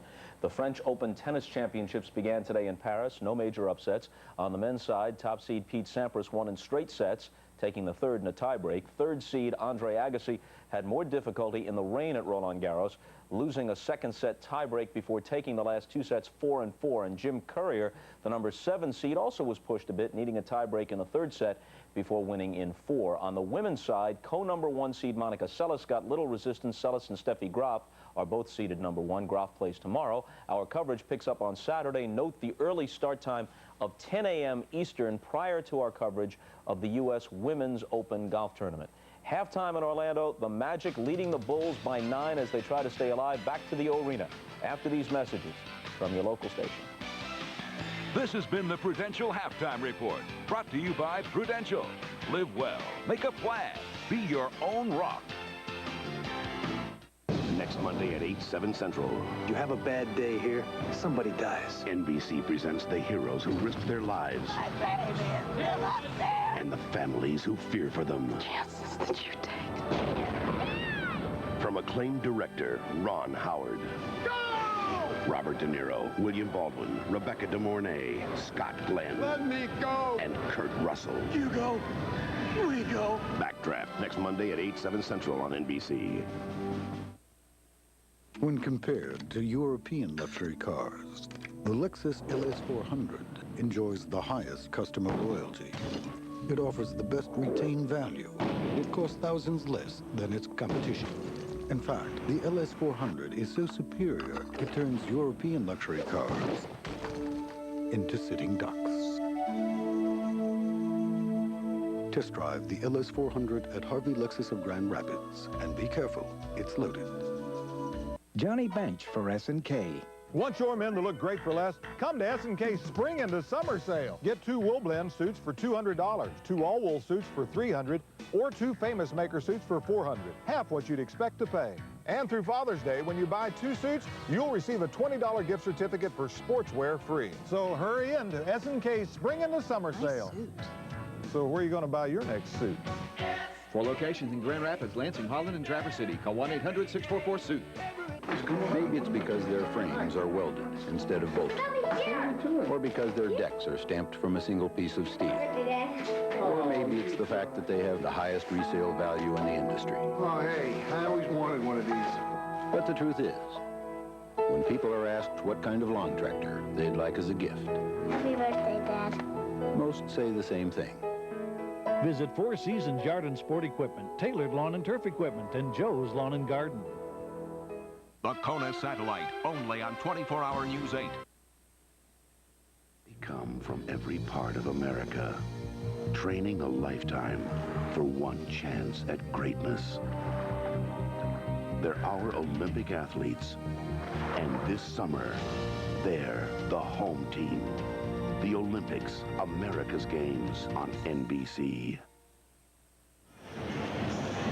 Welcome back to Orlando. Marv Albert, Matt Guokas, Ahmad Rashad, and Jim Gray. Orlando with the lead at the half, and it was obvious right from the start. This is a different Orlando team than we saw on Saturday in Game 3. They came up all sparked up.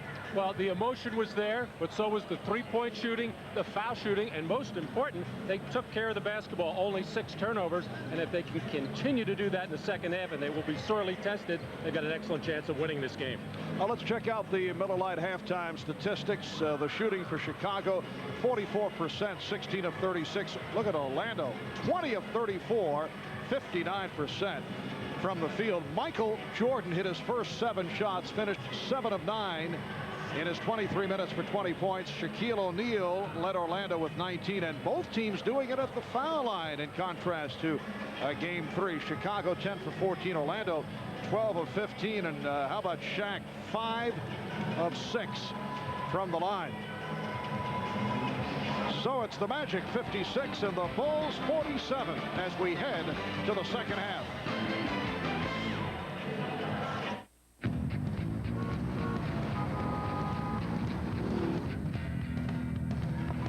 Up here, I feel like traffic is miles away. With UConn's commanding view and accommodating size. Unlike some others, I have virtually unlimited capacity. UConn can make you feel invincible. UConn by GMC. It puts you comfortably in command.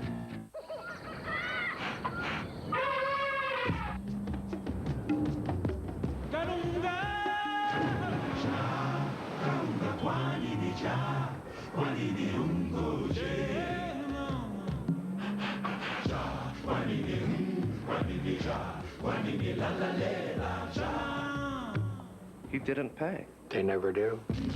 Now Snickers is even more peanuts. Tons of them. To whom it may concern,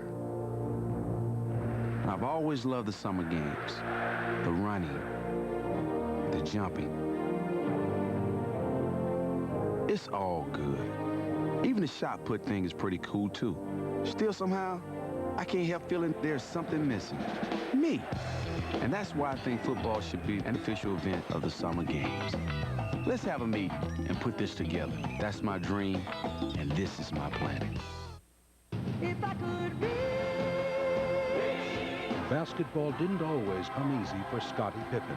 The youngest of 12, he was not even recruited out of high school, and his college career began as the equipment manager. Now this 1,000,000-to-1 shot is one of the NBA's greatest players. His dream will take him back to the Olympics on NBC. Orlando up by 9 as we approach the start of the second half. Remember, Orlando led by 15 at halftime in Game 2 in Chicago. Jordan, the only Bull in double figures with 20, 19 for O'Neal, and 15 for Hardaway. Before the second half gets underway, let's go to Ahmad Rashad. All right, thanks, Marv. Phil Jackson telling his team that the problem was not running their offense. Also, way too many turnovers. They had 10 in the first half. If they can hold it down to 5, they'd be okay. Also, the problem with Penny Hardaway, let him get too deep in the blocks. They want to try to keep him away from the basket more and not give him any easy baskets. And in the words of Randy Brown, who told me Phil Jackson basically told them to get their butts in gear. All right, let's go down to Jim Gray. All right, thank you very much, Ahmad. I spoke with Brian Hill. He was very pleased with the first half. Said it was the best half that he felt they had played in this entire series. Liked the way that they protected the ball, and he liked the tempo of the game. He said, we're going to continue to run, and we'll continue to protect the ball. Marv? All right, Jim. Penny Hardaway leading the way with 6 assists in that first half. 12 assists for Orlando, and that a positive stat. Brian Hill checks over the first half rundown. Here's Michael Jordan. Rodman able to get it to Jordan. Scottie Pippen only 2 for 7 from the field in the first half, facing a double team. And last touch by Harper. Tentative first possession for the Chicago Bulls, but I think Michael Jordan knows, as well as the rest of the Chicago Bulls, he can't be the only one scoring. He's going to have to get some other players involved. And normally Scottie Pippen is the guy that has to pick it up, first of all, by scoring himself and then making some plays for others. Anfernee Bowie starting for the injured Nick Anderson. Here's Bowie. And Rodman with the rebound. Finding Harper with Koncak back. So Jon Koncak collecting his third foul. Terrific outlet pass by Dennis Rodman to send Ron Harper towards the basket, but as he looked up, he saw number 45, Jon Koncak, standing there. In Saturday afternoon's game, early in the game, Ron Harper had a similar type of play at the other end of the floor, and Jon Koncak hammered him hard and picked up a flagrant foul. Harper, a 70% free throw shooter during the regular season. That is his 6th point. And it's the Magic 56 and the Bulls 48. Let's see how hard the Bulls pick up the Magic in the backcourt after this free throw situation. It's tough to do it after a miss one, but it's usually what they like to do in the third quarter. Put that pressure on, create some turnovers, and turn them into easy baskets. O'Neal with Scott and Koncak on the front line. Bowie and Hardaway in the backcourt. And Bowie lost it to Harper. 2-on-1. Pippen with Jordan. Michael Jordan from Scottie Pippen. And Pippen got away with a grab and hold on Anfernee Hardaway after he made that pass. He grabbed onto Hardaway so he couldn't attempt to foul or block the shot of Jordan. He got away with it. The Magic lead is down to 6. A minute and a half gone by in the third. Nice move by O'Neal. The spin leading to the stuff. 21 for Shaq. It's Orlando by 8. The Orlando Magic looking to stay alive, seeking a 5th game back in Chicago on Wednesday night. And we'll be there if there is a game 5 on Wednesday. Illegal defense against Orlando, their 2nd violation. Oh, good ball pressure on the part of Ron Harper as Anfernee Bowie did not protect the ball. And then that little grab with the left hand of Pippen to hold Hardaway. And right now, Shaquille O'Neal, he has it going to the middle. He has the spin move. And Luc Longley has 3 personal fouls. But the way that he is playing at the offensive end, I don't know how important a player he's going to be for Chicago. Of their 10 turnovers, he's got 5 of them. Michael Jordan breaks the string of missed technical fouls.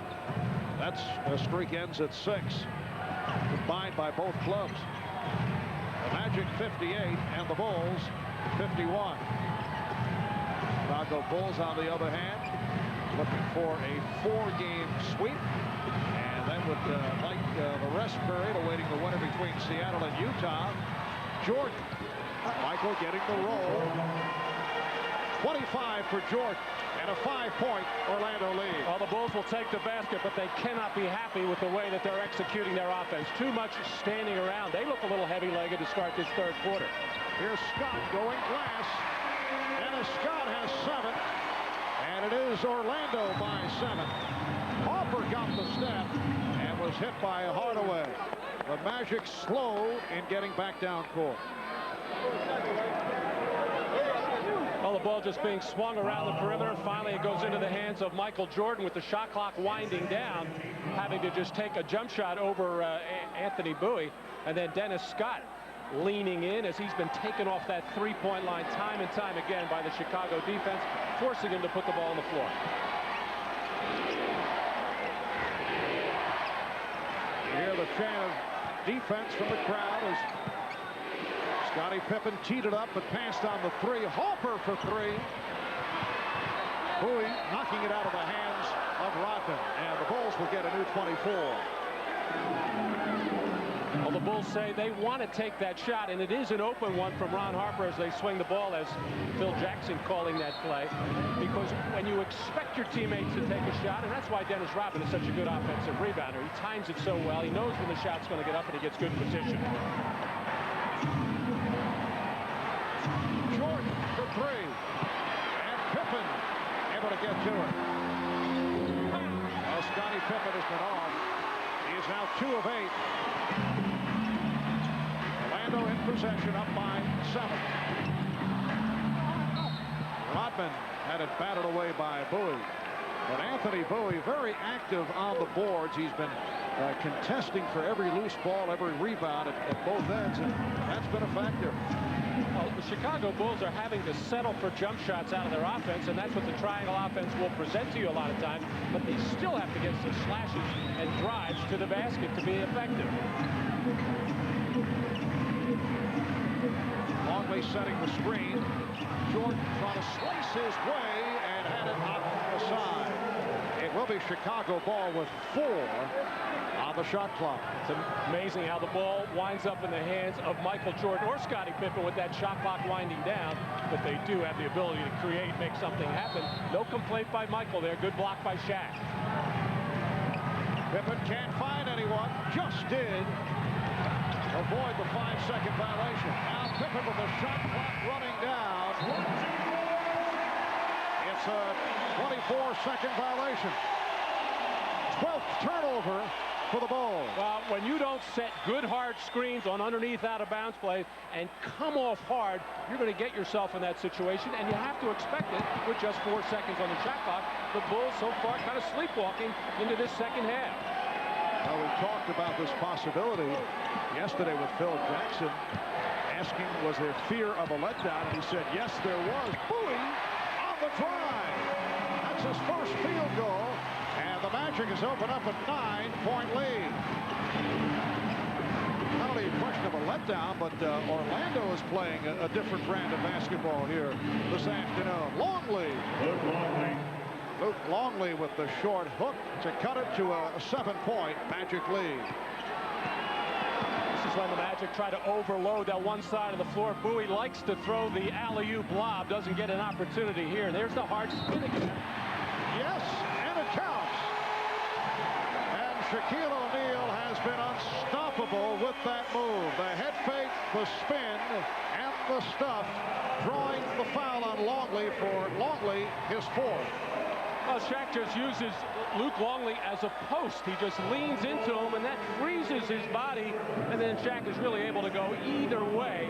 And he's been very effective going to that baseline. And James Edwards will get a look, as Luc Longley did finally get a field goal on the last Bulls possession, but he has had his problems here this afternoon. Hardaway able to tear it away from Rodman on the offensive board. And a foul is called.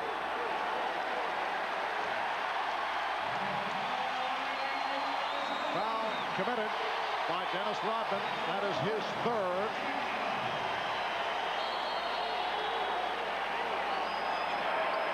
Well, you expect a miss from Shaq on free throws no matter how well he's shooting it. Dennis Rodman failed to block out Penny Hardaway.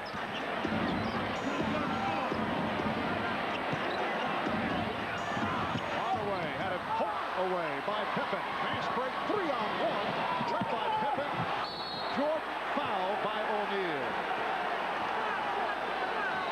And the Bulls get out and strike so quickly, but a good job of Bowie getting back, trying to hold the fort underneath the basket, and a good job of Shaq getting back in transition. Here's the strip by Pippen to send this fast break going, getting the ball to Pippen in the middle, and Shaq hustling back to stop the lay-in. 6:56 to go in the 3rd. The Magic by 9. Catch Inside Stuff Saturday mornings on NBC. This is it, where brand new Miller beer begins. Where the hops grow that give new Miller beer its flavor. Because new Miller beer is brewed a totally new way. Straight from the heart of the hops. For flavor unlike any other beer. Big flavor that goes down easy. We think so much of this new beer, we're just calling it who we are. Miller. Brand new Miller beer. Reach for what's out there. On national debt, your share, $65,000. 65 grand, whoa! Who's got that kind of cash? Looks to me like the nation better start saving. Here's a good place to start. When you call someone collect, dial 1-800-COLLECT. You'll save the people you call up to 44%. Hey, considering the hole we're in, dialing 1-800-COLLECT just might get us out. 1-800-COLLECT. Save up to 44% on collect calls.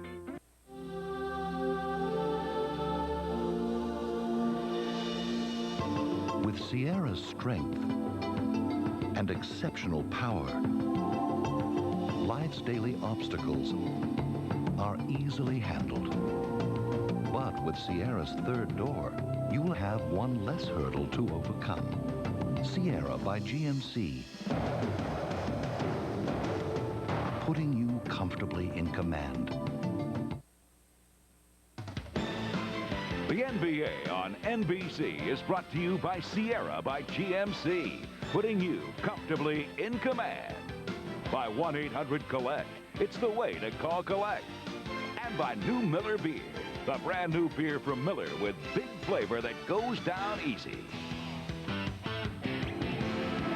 Well, a slice of life in the Magic Kingdom as we welcome you back. Marv with Matt Guokas, Ahmad, Rashad, and Jim Gray. Just under 7 minutes to go in the third quarter, and the Magic leading the Bulls 64-55. A performance in contrast to what took place here on Saturday. Orlando shooting 60% for the game on 24 of 40. Orlando, the first 3 games of the series, shooting 43%. So they've picked it up, but they've done it at both ends, Matt, because the defense also has been a sparked up effort here this afternoon. Well, that's generally what will happen if you get yourself moving around defensively and aggressive and then do a good job on the boards, although they've given up 11 offensive rebounds to Chicago, but not gotten hurt that much by second chance points. Michael Jordan already with 26 in this game, but still getting very little help offensively from his teammates. Still no one else in double figures. Jordan with 27 and not getting the help. Pippen is 2 of 8 from the field. He has only 7 points. Harper with 6, Longley with 4, Kukoc with 4. Buechler has 6 on a couple of 3-pointers. O'Neal this time doing it against James Edwards. 66-57 Orlando. Well, James sitting on that bench for a long time now over the last 3 games, saying he's not going to beat me baseline anyway. Gave him the middle. Jordan hits the 3. That is his second from downtown, and he now has 30. The Magic 66, the Bulls 60. You see Scottie Pippen that time ushering Anfernee Hardaway up the right side of the floor, knowing that Shaq loves to set up on the left side, at least trying to make him kill some clock. And a holding foul call made by Hugh Hollins, the outside official, on James Edwards. James Edwards is not in there for his defense, so he might as well take a hack in there when Shaq is ready to shoot the ball. He's in there to make a couple of turnaround jumpers. Nice little brush screen by Ron Harper as Anthony Bowie tried to go over the top there, and Michael Jordan getting a good look at a 3. Now 3 team fouls apiece. Joe Wolf is back, replacing Jon Koncak. Steve Kerr has checked in. It has been all Michael Jordan for the Bulls. He has accounted for 10 of Chicago's 13 points in the third quarter. Hardaway with the fake, and then picked up on the switch. Scott for 3. And Rodman with his 9th rebound. Firing down, has Pippen, and Scottie Pippen going all the way. And the Bulls are within 4. And Rodman, after that rebound, looked to the crowd, put a fist in the air. He knew he threw a bullet right into the hands of Pippen. An excellent outlet pass by Dennis Rodman. Scott protecting the dribble on Jordan and drew the foul. Jordan looking for the steal, is hit with his 3rd foul. Now, this is the kind of pressure that Chicago will put on you in the third quarter. Just a little bit of a smile there by Michael looking at you, Hollins, say, hey, if you're not going to let me do what I normally do, we'll never get any steal. And again, a foul is called. Bulls have done a good job defensively on Anfernee Hardaway. Pippen called for that foul, his 3rd.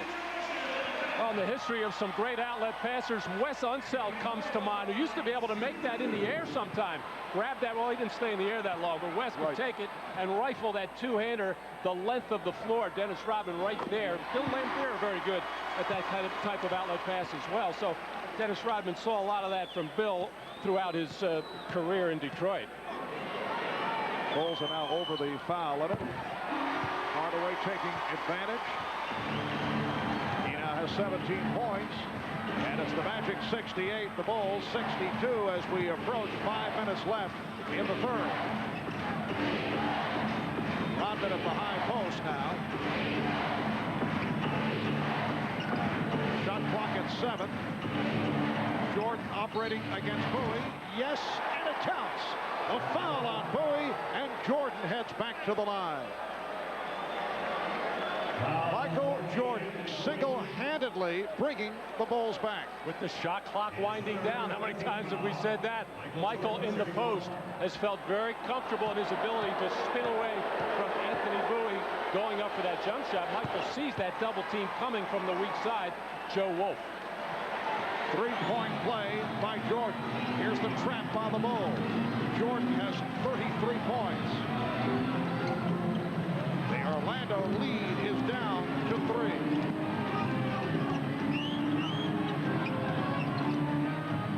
Bowie with the open shot. Yes. Anfernee Bowie with a second field goal. 5-point lead for the Magic. Good pressure. Last touch by Chicago.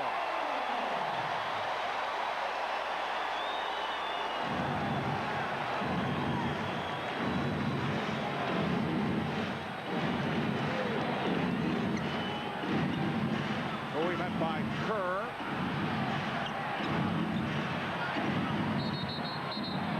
And Edwards called for the hand check of O'Neal. Shaquille to the line where he is 5 out of 7. And it has become hack-a-shack attack on the part of the Bulls. Well, in the penalty, and James Edwards would rather do that and see if Shaq can't make something from the free throw line. He's been so effective in the post as the Bulls continue to force the ball up the right side of the floor. And for some reason, Shaq very rarely posting up on the right side. And it's really not that he can't do it. He prefers the left side, but he's pretty effective with a little jump hook on the right side as well. Well, Shaquille hit his first 5. He's missed his last 3 at the line.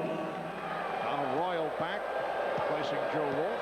The Bulls going small, bringing Kukoc in for Edwards, and Brian Hill countering, bringing Donald Royal into the ballgame, who was very effective in the first half with his ability to drive the ball to the basket. O'Neal now 6 of 9 from the line. The Magic leading by 6. 4 minutes to go in the third. Jordan with the room. Pippen able to keep it alive. Here's Kerr for 3. Bowie on the loose ball.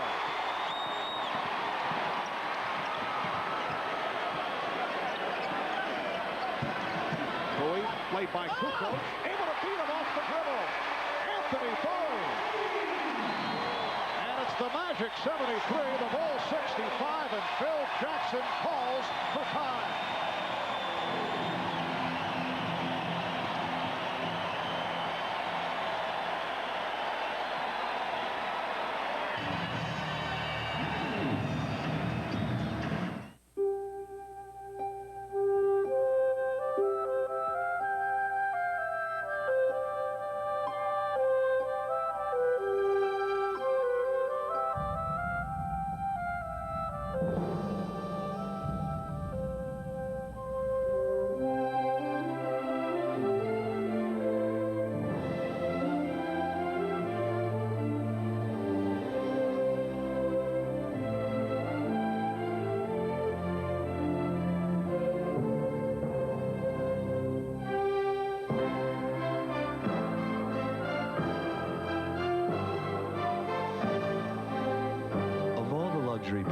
Sedans in the world, there is one that has caught America's eye.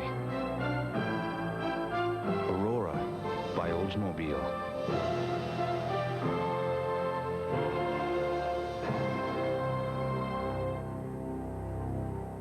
Hello, Dave. Hello, Red.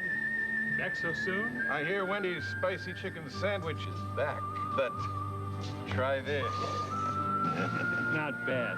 Now try this. Wendy's Spicy Chicken is a whole breast filet seasoned with Dave's own blend of pepper and spices for a very spicy sandwich. Too bad it's not around all the time. Didn't I tell you? People like it so much, it's on the menu full time. Wendy's Spicy Chicken Sandwich. Now you can get it whenever you want it. I'll be back. And I'll be waiting.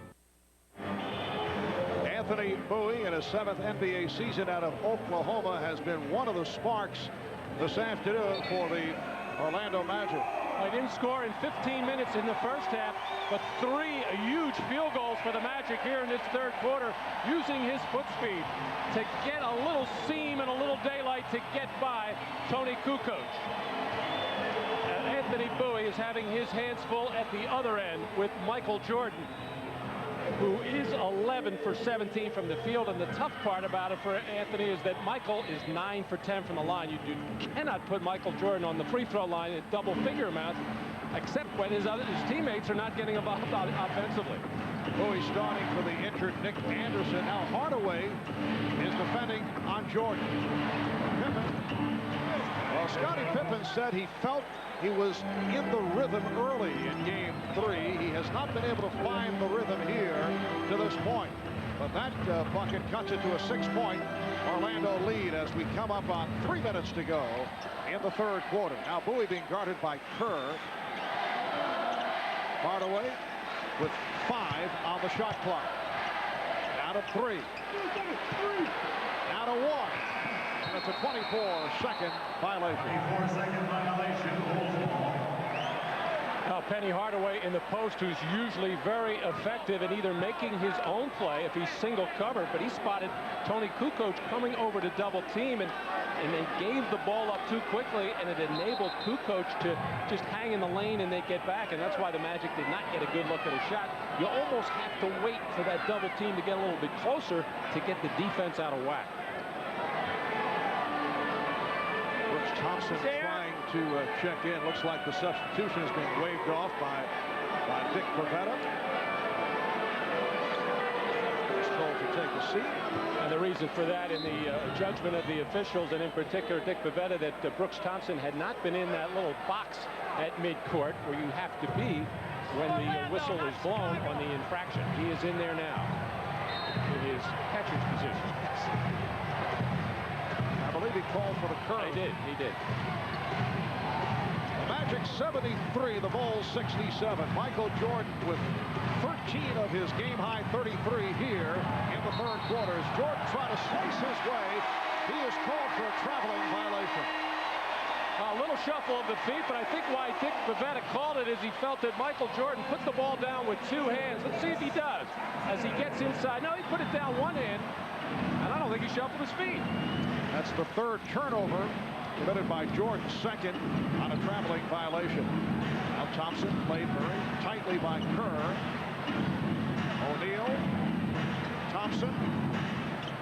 Shot clock at 7. The pass from Hardaway overthrown. And again a travel on Jordan.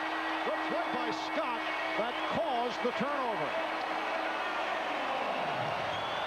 Now this one is a walk as he takes that extra step. Good defensive play by Dennis Rodman to surprise Michael Jordan. A lot of times officials will call the walk because it looks a little bit different. It looks like a walk, and they usually are right in many cases. They were right that time, wrong the play before.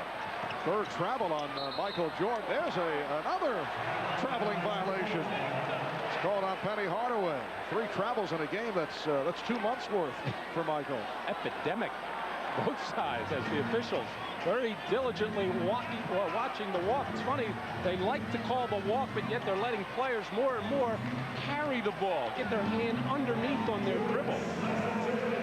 I don't know which one you gain more of an advantage on. Just under 2 minutes to go in the third quarter. Jordan to the fadeaway. 73-69 Orlando. And Michael has 35. Here's some pressure. Jordan poked it away, but O'Neal able to hold on. Scott, he was looking for the 3, could not get it off. Scott off the dribble. Rebounded by Rodman.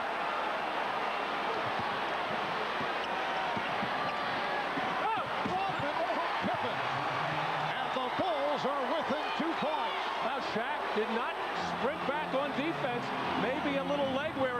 Now, Dennis Rodman did run hard, and even though it was a slow-looking break, Pippen found Rodman all alone underneath.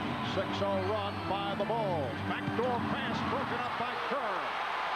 Kerr beating Thompson to the cup. Just under a minute to go in the third. Pippen for three, way off, and rebounded by Royal.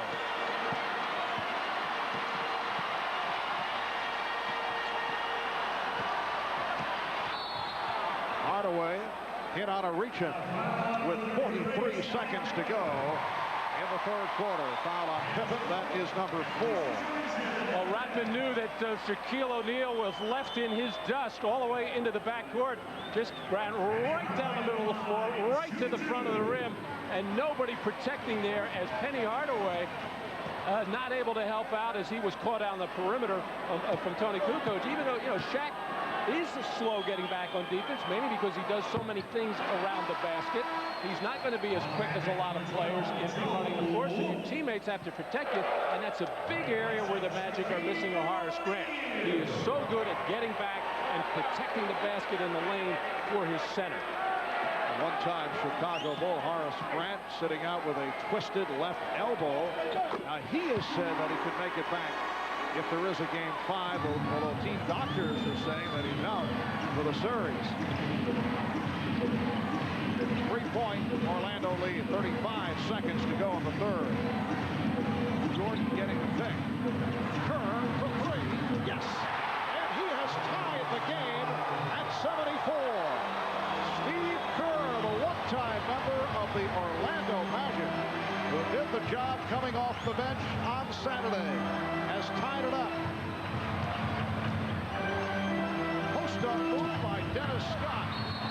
And a loose ball foul is called on the Magic. With 12 and 5/10 seconds remaining in the third. Foul on Scott. It puts Orlando over the limit. So the Bulls with an opportunity to take the lead for the first time today.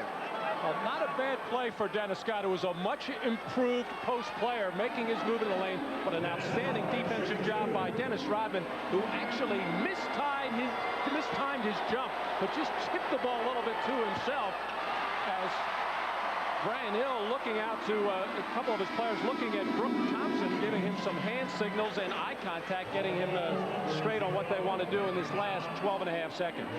Rodman missing on the first free throw, so he is 1 of 3 for the day. Michael Jordan will get a rest, and Rodman has given Chicago a 1-point lead.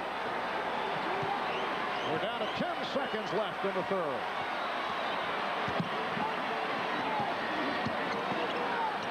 And Hardaway calls for time with 2 and 4/10 seconds to go. It's a 20-second timeout. It's been amazing throughout this series how Phil Jackson has been getting contributions from his bench. We saw Jud Buechler hit a couple of threes in the first half. Randy Brown doesn't play a lot of minutes, but he forced a 20-second timeout there with intense pressure on Penny Hardaway and then getting help on the double team. A reminder, tomorrow NBA playoff action will move to prime time, 9 p.m. Eastern. Sean Kemp and the Sonics going up against Carmelo in the Jazz game 5 of the Western Conference Final. It's tomorrow here at 9 o'clock Eastern time, right here on NBC. The Sonics holding on for the victory yesterday, and they are now up 3-1. Chicago has outscored Orlando 28-18 here in the third quarter, led by Michael Jordan, who has hit for 15 of Chicago's 28 points.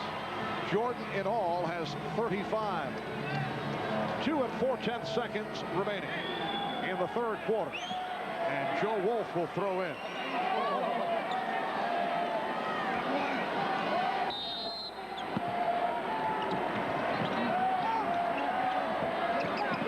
Scott looking for the shot, blocked by Kukoc.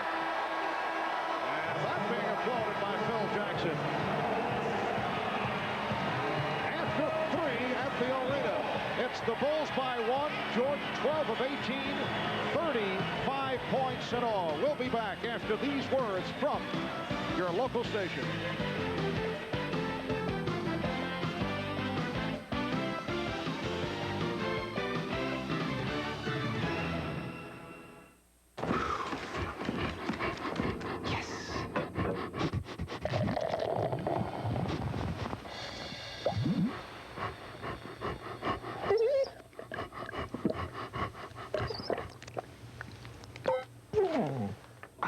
Looking to quench your thirst?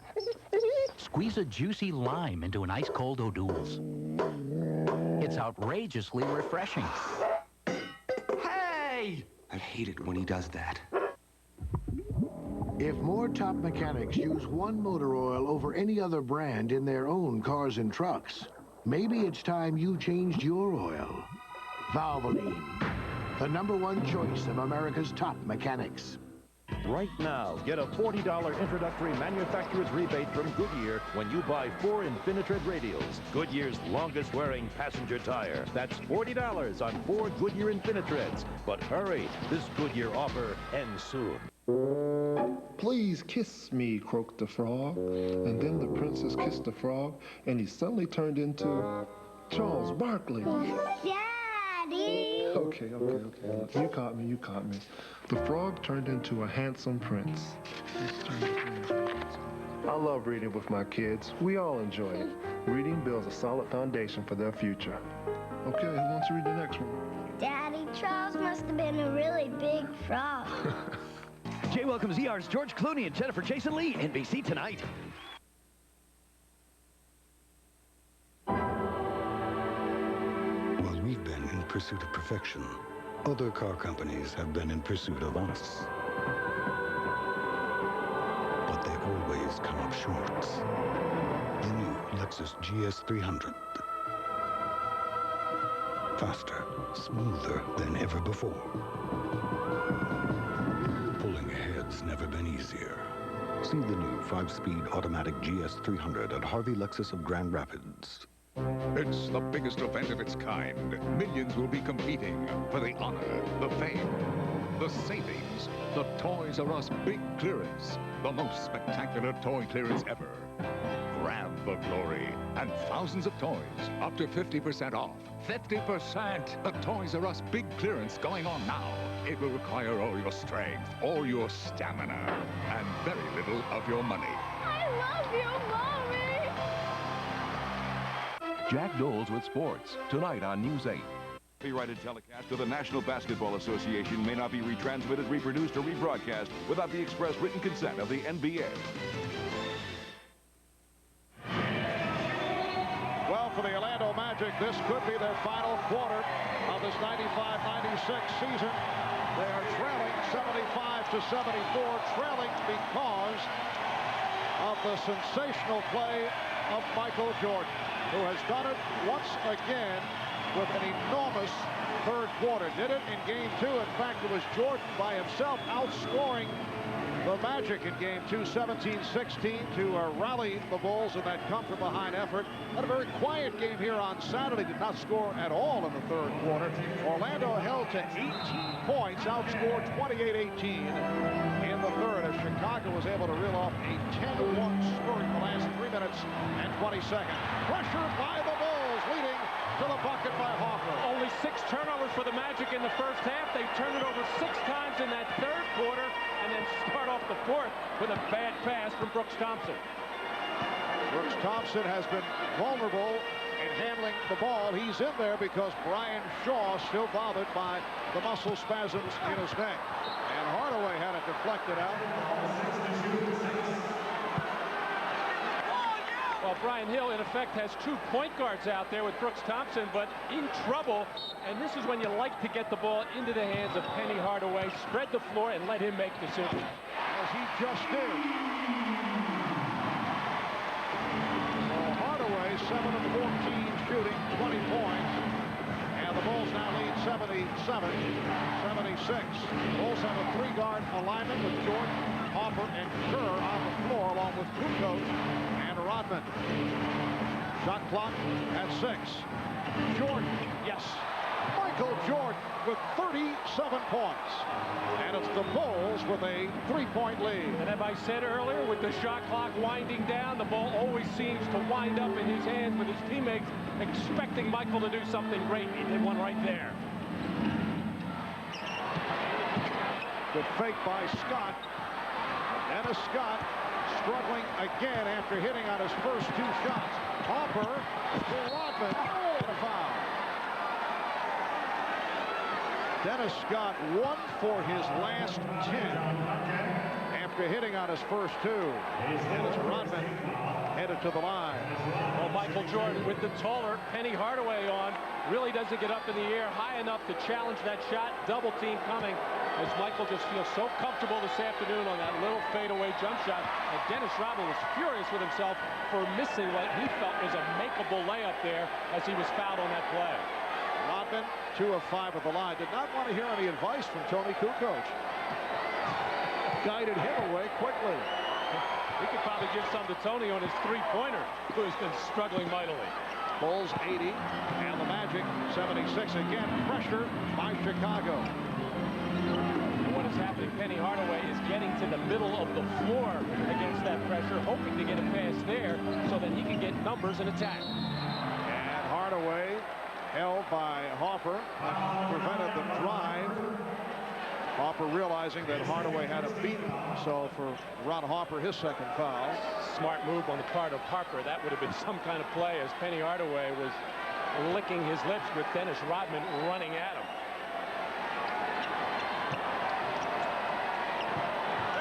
Thompson.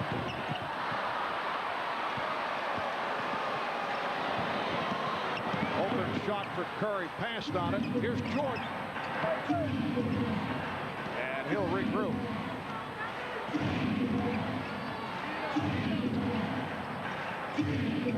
Rodman had it poked away. Harper on the recovery. And the foul is called as Koncak got to the rebound and was hit from behind by Jordan. Timeout taken with 9:55 to go in the fourth. The Bulls lead by 4 points. We'll be right back. Do or die for the Jazz against the Sonics. Tuesday night at 9 Eastern on NBC. Miller, where great taste runs in the family, brings you Miller Moments.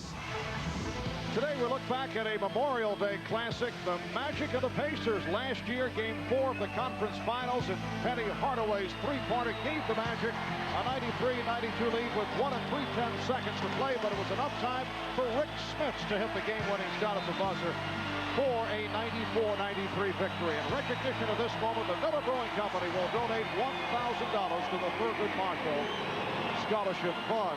There were several other Memorial Day memories that stand out. Boston over the LA Lakers in a massacre. Chicago beat Detroit for a sweep. You recall the Pistons walking off the court, not congratulating the Bulls. And then Michael Jordan 3 years ago with a 54-point outburst against the New York Knicks. Well, Jordan with 37 here today, and the Bulls have come from behind and now lead by 4. Orlando at 1 point led by 11. O'Neal trying to keep it alive, but Pippen able to handle it. Oh, Penny Hardaway looking confused offensively against the good defender Ron Harper, forced to take a tough shot. It looked like he didn't have any confidence to put the ball on the floor. Luc Longley back on the floor. Toni Kukoc, and a traveling violation is called. So the Magic will get it back. And the coaching staff of Chicago arguing that call. Dennis Rodman injured that left elbow when he banged into Dennis Rodman a little bit earlier as Bowie has replaced him. Here is Bowie. Thompson. And the Bulls now lead 80-78. Dennis Scott, who hurt his elbow. Involved in the collision with Dennis Rodman. We get a report on Scott in a moment. Here's Kukoc. Toni Kukoc from downtown. He was 2 for 33 from three-point land prior to that basket. Well, he was the three-point killer in games 3 and 4 of the regular season against the Magic, and mainly responsible for Chicago winning both of those ball games. Shaquille O'Neal able to beat the double team, and the Bulls now lead 83-80. Told from the Orlando bench that Dennis Scott is okay, although he is in some degree of pain. Might be able to return. Oh, Pippen rocked by O'Neal. may be a flagrant foul. Number 32, Shaquille O'Neal.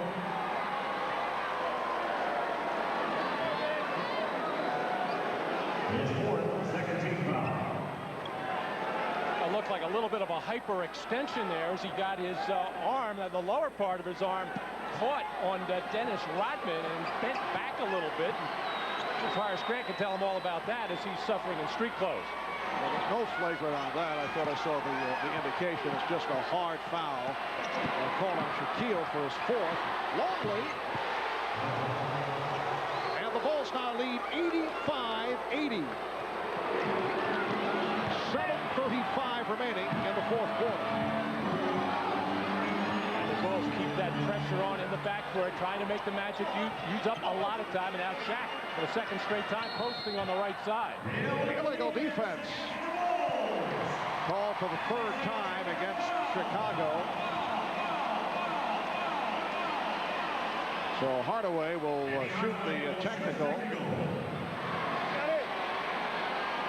Hardaway 4 of 6 at the line. There's some confusion as to who was illegal. Referee Hollins put up a 2 and a 5. And both Toni Kukoc, who wears number 7, and Steve Kerr, who wears number 25, looking around asking who was on. Hollins said, what difference does it make? One of you two. Or both. Chicago with a 4-point lead. 7:20 to go in the fourth quarter.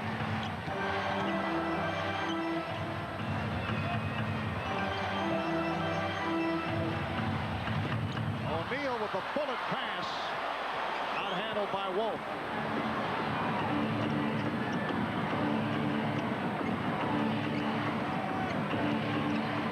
Harper. It counts and the foul. Hardaway called for the personal. Harper will go to the line, but first a timeout is called. Well, Ron Harper taking the post-up position, a place he's not all that familiar with, throwing the jump hook, getting tip on the wrist, and getting the opportunity for a three-point play as Michael Jordan rests, and happy for his teammates.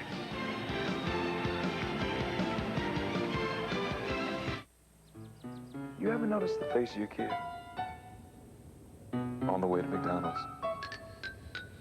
His eyes light up. He smiles uncontrollably. And he just gets so happy. Come on, Dad. Some things never change. Now McDonald's has a new kind of burger, the Arch Deluxe, with the taste, toppings, and big size grown-ups love. The new Arch Deluxe, the burger with the grown-up taste, also available with bacon.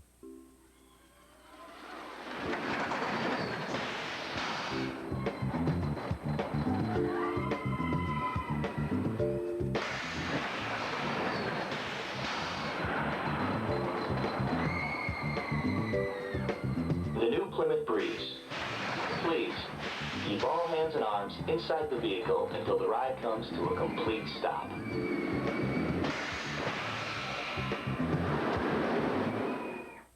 Wow, how'd they do that? Pennzoil Performax 100. 100% synthetic at a breakthrough price. 100% synthetic at a price this low? How'd they do that? Leave it to Pennzoil to make synthetic affordable. How'd they do that? Hey, there's more. An extra $6 rebate on a case. Or $6 off on an oil change by the pros. How'd they do that? Pennzoil, a broadcast sponsor of NBC's coverage of the 1996 Olympic Summer Games. The NBA on NBC is brought to you by Plymouth. One clever idea after another. That's Plymouth. By the U.S. Army. Be a part of the toughest, smartest Army in the world. Be all you can be. And by Budweiser, official sponsor of the 1996 Olympic Summer Games. This Bud's for you.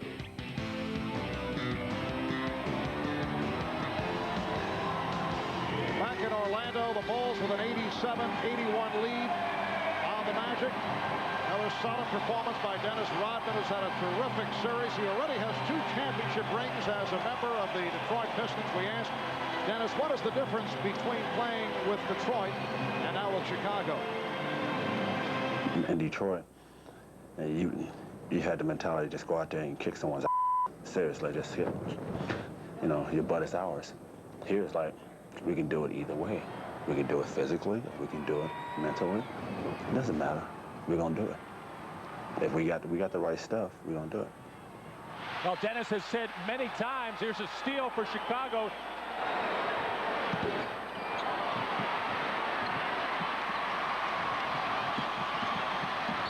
Brooks Thompson run into by Luc Longley. Foul number 25, Steve Kerr. And now Steve Kerr picks up the foul. I was about to say about Dennis Rodman, has been asked many times about how great this Chicago team is. Obviously very, very great. But he has also said that he felt his championship teams in Detroit were better because the league was a lot stronger at that particular time. Chicago with a 23-8 run that goes back to the third quarter. That's over the last 8.5 minutes. The Bulls have hit 9 of their last shots. That also dates back to the third quarter. As Shaquille makes his move, the foul is called. Basket won't count. Longley picks up number 5. We have 6:34 remaining in the fourth quarter, and the Bulls lead 88-81. Biggest lead of the game for Chicago.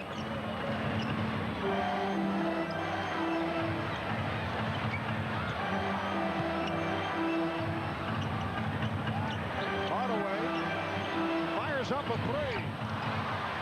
And it's Rodman with rebound number 11. Well, the Magic are doing a much better job of spacing in the last couple of minutes. Did not do a good job of that in the early minutes of the fourth quarter. If they keep the floor spaced, they'll get some good scoring opportunities. Just under 6 minutes to go in the fourth. Steve Kerr. Another big bucket by Steve Kerr. It's a 9-point Chicago lead. The Bulls looking to make it a 4-game sweep and head to the NBA Finals.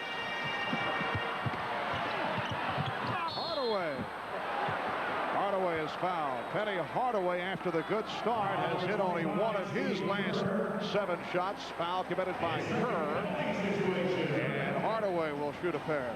Well, the double teams are coming fast and furious now on Shaquille O'Neal, when much of the 3 quarters trying to play him with single coverage.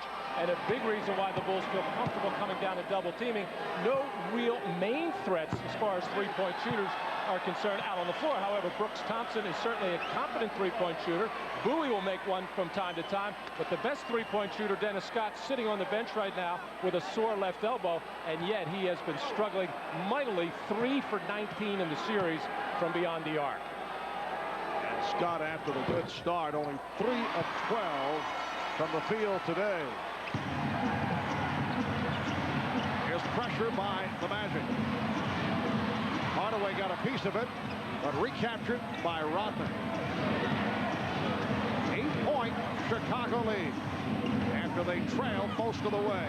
Jordan. Michael Jordan with 39. And you know that Michael is enjoying this. He's back at the scene of his biggest playoff miscues here in Orlando a year ago, and you know that he is using it as a positive. We're down to 5 minutes remaining in the fourth. Penny Hardaway looking around, not comfortable with the spacing of the Magic. Thompson fired it off, it counts, and the foul.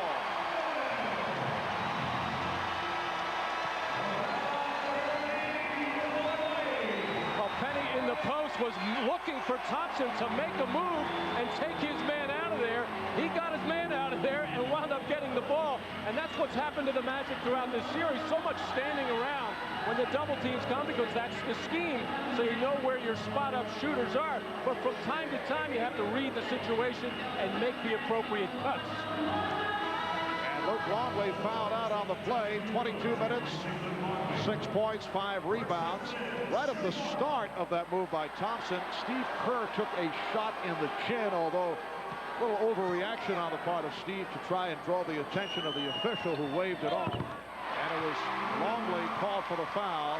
3-point play by Thompson. 92-85 Chicago. Just under 5 minutes remaining in the fourth. The Magic Magic desperately trying to hang on, looking to force a fifth game in Chicago. Jordan for three. Michael Jordan with 42 points. And the only hesitation there to make sure both feet behind the line.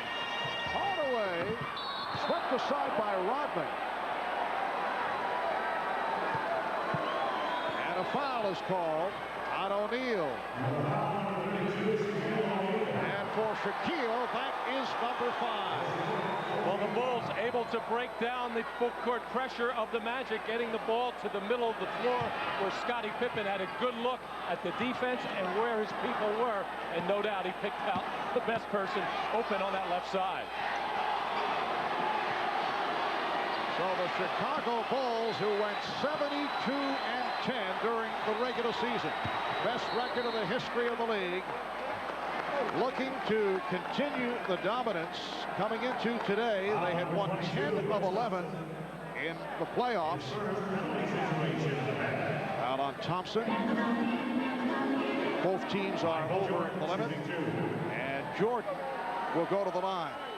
While the Orlando Magic are now facing the prospect of being swept from the playoffs for the 3rd straight season.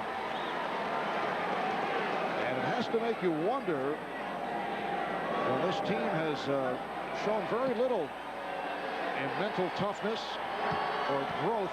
The injuries can be used as a cop-out at this point, and certainly there have been severe injuries, particularly the ones suffered by Horace Grant.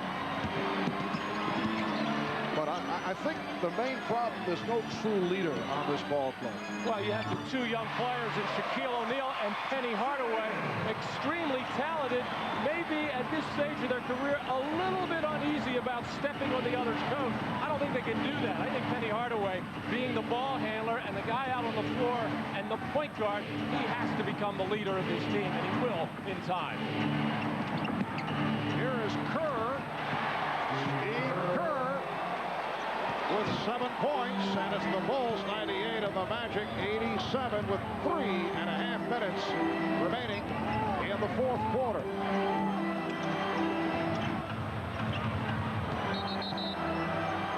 And the foul committed by Kerr. Foul number 25, Steve Kerr.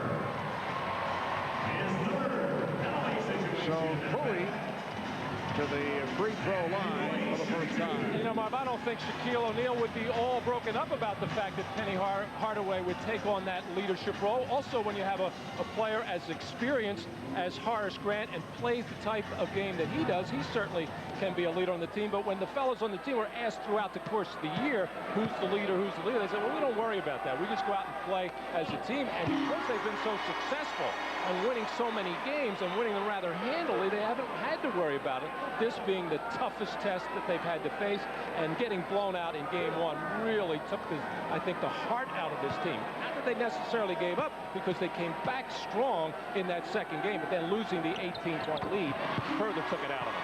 Hardaway is a terrific all-around player, but does he have the demeanor to be a true leader? I think he does. I think it's just another year or 2. He's only 24 years old. 98-89, Chicago on top as we come up on 3 minutes remaining in the 4th quarter. Pippen's pass broken out. You see Dennis Scott is back on the floor. Last touch by the Bulls, and Scott will throw in. Well, this is where Penny Hardaway really has to be a leader. He's got to make something happen for himself or kick out for a 3-point shot and let Shaq clean up on the offensive boards if it's a miss. Very tentative here. Shot clock at 6. Out of 3. And broken up by Jordan. Just an awful sequence by the Magic, leading to this. Rodman not able to hit on a 3-on-1, but rebounds, and Jordan will regroup. And that last possession may be symbolic of the problems that this Orlando club has. Well, Penny has had his problems in the 4th quarters of this series. Some of it has been due to fatigue. But on that last one, Marv just looked unsure of what he should do. Shaquille O'Neal handling and then giving it up to Hardaway. 2 minutes remaining in this fourth quarter, and the Bulls lead 98-91.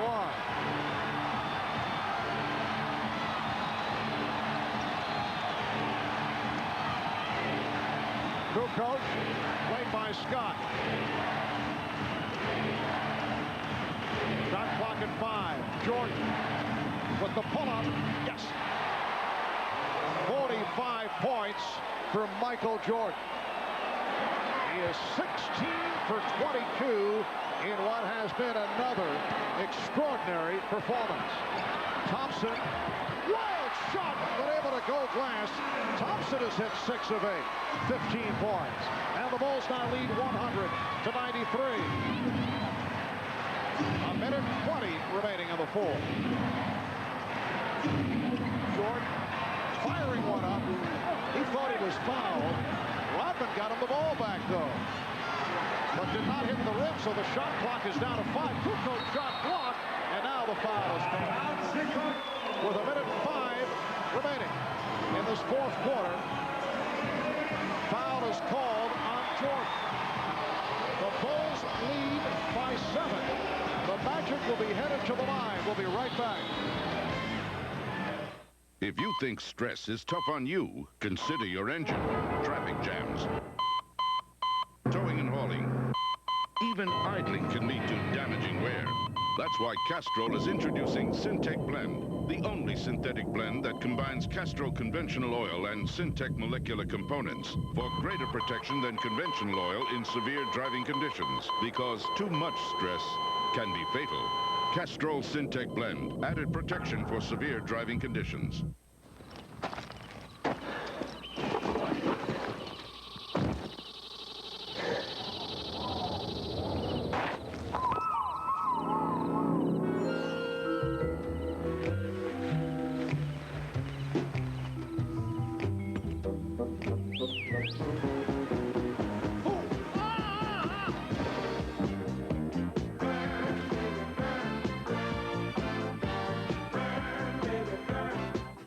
With 4 doors, tons of interior space, comfortably contoured seating, and a great stereo, the Plymouth Neon sedan is a huge kick for cruising. While the Plymouth Neon Espresso Coupe's 132 horsepower engine and fully independent suspension make it a real kick in the passing lane. Plymouth Neon Coupe or sedan, it's never middle of the road. $92.95 for starters, $12.4 nicely equipped. Tonight, there is no Melrose Place, but you can still watch Heather. Sometimes I feel like different people. What dark events drove one woman insane? You step back. In a motion picture inspired by a true story, Shattered Mind, NBC tonight. A minute 5 left in the fourth quarter. It is Chicago 100 and Orlando 93. Chicago with the 3 and a 20 in the timeout department. 3 conventional and a 20, and Orlando with 3 timeouts to go. Well, there you see the big difference in scoring first half for Shaq, and the second half, actually in game 1 with the big blowout, Shaq hardly playing minutes there in the 20-point win by the Chicago Bulls in game number 3. And in this particular fourth quarter, for example, just about every time he has touched the ball in the low post, he's been quickly double-teamed and forced to give the ball up. And that's why throughout the course of the season, the Magic, as their go-to guy down the stretch, has been that man, Penny Hardaway. Dennis Scott at the free throw line for the first time. Scott, an 82% free throw shooter. A minute 5 remaining in the fourth quarter. Scott can bring the Magic within 5. And another example of how off his shooting has been. And Michael Jordan still smiling. He was unhappy with that call. He felt he was going for a loose ball off that rebound and looking out to the official saying, see, I told you. So Scott misses on both. For Dennis Scott, going back to the miserable final series he had last year, along with Nick Anderson against the Houston Rockets. Another extremely difficult time. And Dennis today 3 of 12 from the field, 0 for 2 at the free throw line. And it looked like Dennis was going to have a good ball game, coming out and making those first 2 field goals. Was aggressive defensively, primarily on Scottie Pippen. Did a good job early, but then has just been unable to find the range. Dennis Rodman now 4 of 7 at the line, 8 points along with his 14 rebounds. 8-point Chicago lead. Make it 9 with 1:02 to go. Thompson handling against Kerr. The Bulls coming from behind. Orlando led by as many as 11. Hardaway rejected by Rodman. Here's Scott. 102-95 with 47 seconds to go in the fourth. And Jordan will handle against Bowie. Now Pippen facing the double team. Foul is called. It's on Scott. Both teams are over the limit. And the delayed call at that is Scott saying, what? I called it 5 seconds after I grabbed the best percentage free throw shooter on the Chicago Bulls. The man to foul was Scottie Pippen, who struggled from the line when they had him double teamed, as the Magic just kind of lost all mental awareness after coming out with a lot of emotion in this ball game, and it just gradually wore down as Michael Jordan held the ship afloat for the Chicago Bulls. And really kind of in the history of Michael Jordan, when he has had to score so many points by himself, which is pretty much the case today, at Pippen in double figures, that the Bulls have lost those ball games. But he was able to play such a marvelous game today and carry it home. 16 of 23 from the field, 10 of 12 at the line, along with 5 assists for Jordan. 104-95 Chicago, with 35 seconds remaining in the Orlando Magic season. Hardaway, 7-point Bulls lead. We're down to 25 seconds. And the foul is given by Thompson, so that will put Pippen at the line. Orlando trying to stop the clock. Pippen 2 of 4 at the line and a 67% free throw shooter during the season. Down to 23 and 8/10 seconds to go in this fourth quarter. Well, it wasn't a typical all-around Scottie Pippen performance. He played so well in Game 3 as he comes up way short there, as he appeared to come out of his perimeter shooting slump. The Bulls seem to feel when he is on with his outside shot that they are unbeatable, because it just opens up so many other things for Scottie Pippen at the offensive end to create. And you know you're always going to get a tremendous defensive effort from him. Bulls 105 and the Magic 97. Light pressure being shown by Chicago. Thompson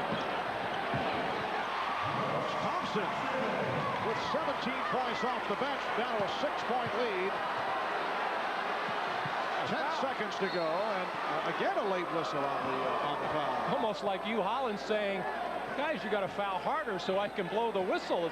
Magic just tiptoeing up to Ron Harper.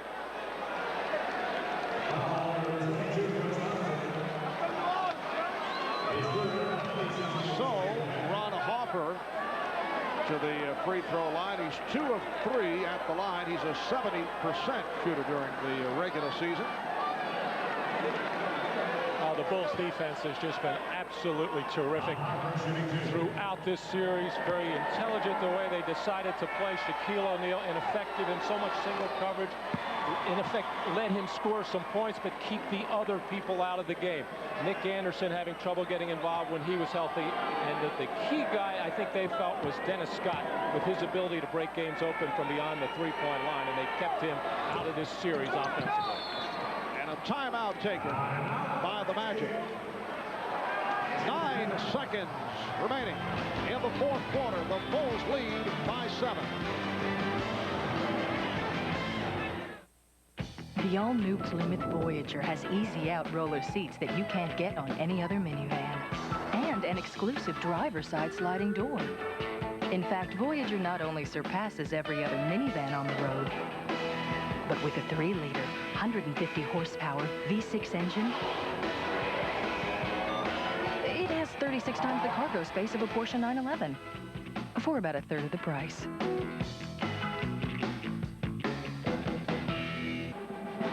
will be called private, specialist, or sergeant. Beneath the ribbons on your chest will be the souls of those who came before. You will be an individual, but triumph as a team. You will know strength, courage, and compassion. You will win what must be won, achieve what must be done.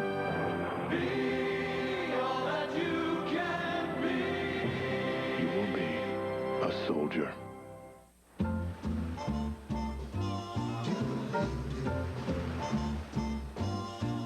Somewhere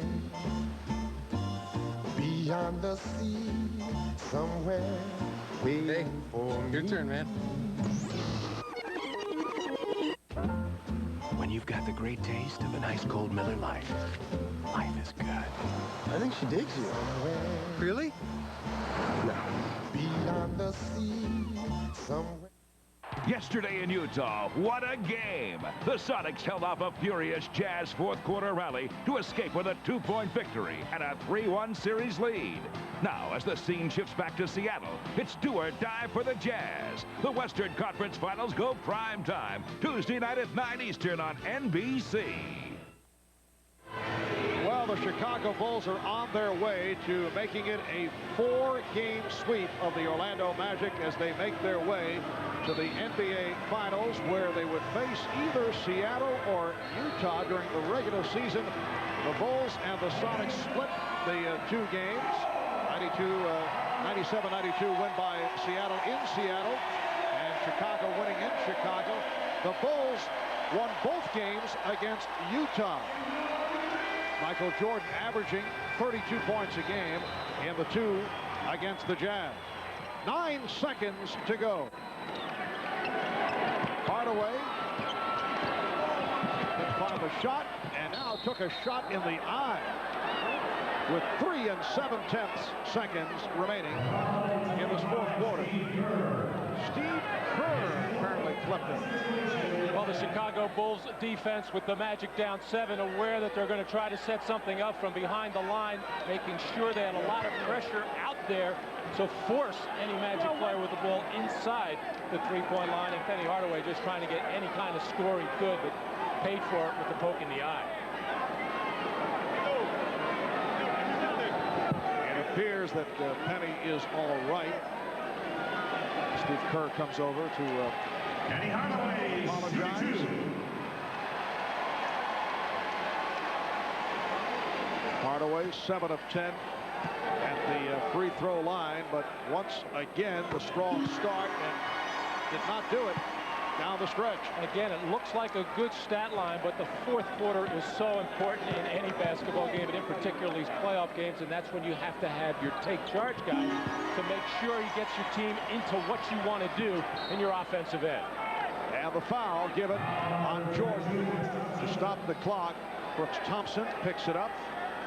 So Michael Jordan back to the line. He's 10 of 12 at the free throw line. We're now down to 2 7/10 seconds remaining. The Chicago Bulls making it to the NBA Finals. Season, able to break the record of the 1972 Los Angeles Lakers, who had won 69 and lost 13. A record-breaking 72 victory season. They've been saying all along that it would not mean anything unless they win another championship. Well, they will have that opportunity as they are headed back to the final round. And I think they're as surprised even as the Magic are with Orlando's performance. I think they were anticipating a much more difficult series. Well, Jordan missing on both, but did not matter. The Bulls have swept the Magic. Jordan finishes with 45 points. The Bulls do it 106-101 as the Orlando Magic have been swept from the playoffs. loss for the third straight season. Shaquille O'Neal had the good start. However, in the second half, as we have discussed, similar to Penny Hardaway, did not come up big. Shaq finishes with 28, and his offseason has begun, as has Penny Hardaway's. Hardaway finishing with 28 points. Let's go to Ahmad Rashad on the floor. Ahmad? All right, thanks, Marv. Michael, a year ago when you lost this team in the playoffs, it a lot of motivation for you, and you came down here and said that it wasn't a personal vendetta, but a team vendetta, but you've got to feel awful good about this series. Well, I felt good that, you know, we really saw a challenge and we were faced with the challenge. I can say in every game, a different guy stepped up and gave us support, and I think that's what this team is all about. It's not a one individual type of team, and, you know, today it was my turn. Some of the guys couldn't get it going offensively. You know, and I stepped it up a little bit, and, you know, everybody rallied around that. You guys have been so exceptional in the fourth quarter, offensively and defensively. How do you explain that? Well, I think that's the time of in the playoffs, that's the most crucial time. You know, you want to execute, you want to play solid defense, you want to do all the necessary things to win the games. You know, last year, you know, I wasn't in a rhythm to do that for this team, or we really didn't have a good understanding for each other before I can do that. So this year I had a better understanding about the team, and I think they had a better understanding about myself, and, you know, we were able to function down the stretch. All right, we will see you in the finals. Congratulations. All right, let's go over to Jim Gray. All right, thank you very much, Ahmad. I'm here with Dennis Rodman. Dennis, another big ball game today. Offensive-minded. How come you became so offensive-minded in this entire series? Well, I don't know. You know, I'm looking for a shot. Even though I miss it, that means I'm aggressive. I'm a force downer no matter what. But like they say, no matter how big he is, he can fall just as easy. How much did the team need your enthusiasm? It seemed as though they were lackadaisical in the beginning of 3 or 4 of these games, and you lifted the team significantly today. How much did they need your enthusiasm? Well, the coach always says, go out there and give us a spark, give us something. And, you know, I said in the back of my mind, I got to do something. I have to do. That's my job. I go out there and get a team a lift, and, you know, when you got guys, a group of guys like this playing their asses off, hey, you got to give them credit. Are you surprised, Dennis, now that this season, as you head to the finals, how well you've been accepted by the Bulls? Well, I think that they realize that they see a hard-working man when they see one, and hopefully I get to stay here a couple more years. If not, it's been fun, it's been great, and let's go do it. All right, congratulations to you, Dennis. Thanks a lot, Alexis. Back over to you, Marv. All right, Jim, and when we return, we'll be talking with Scottie Pippen of the Chicago Bulls. The Bulls are headed to the NBA Finals. They have swept the Orlando Magic.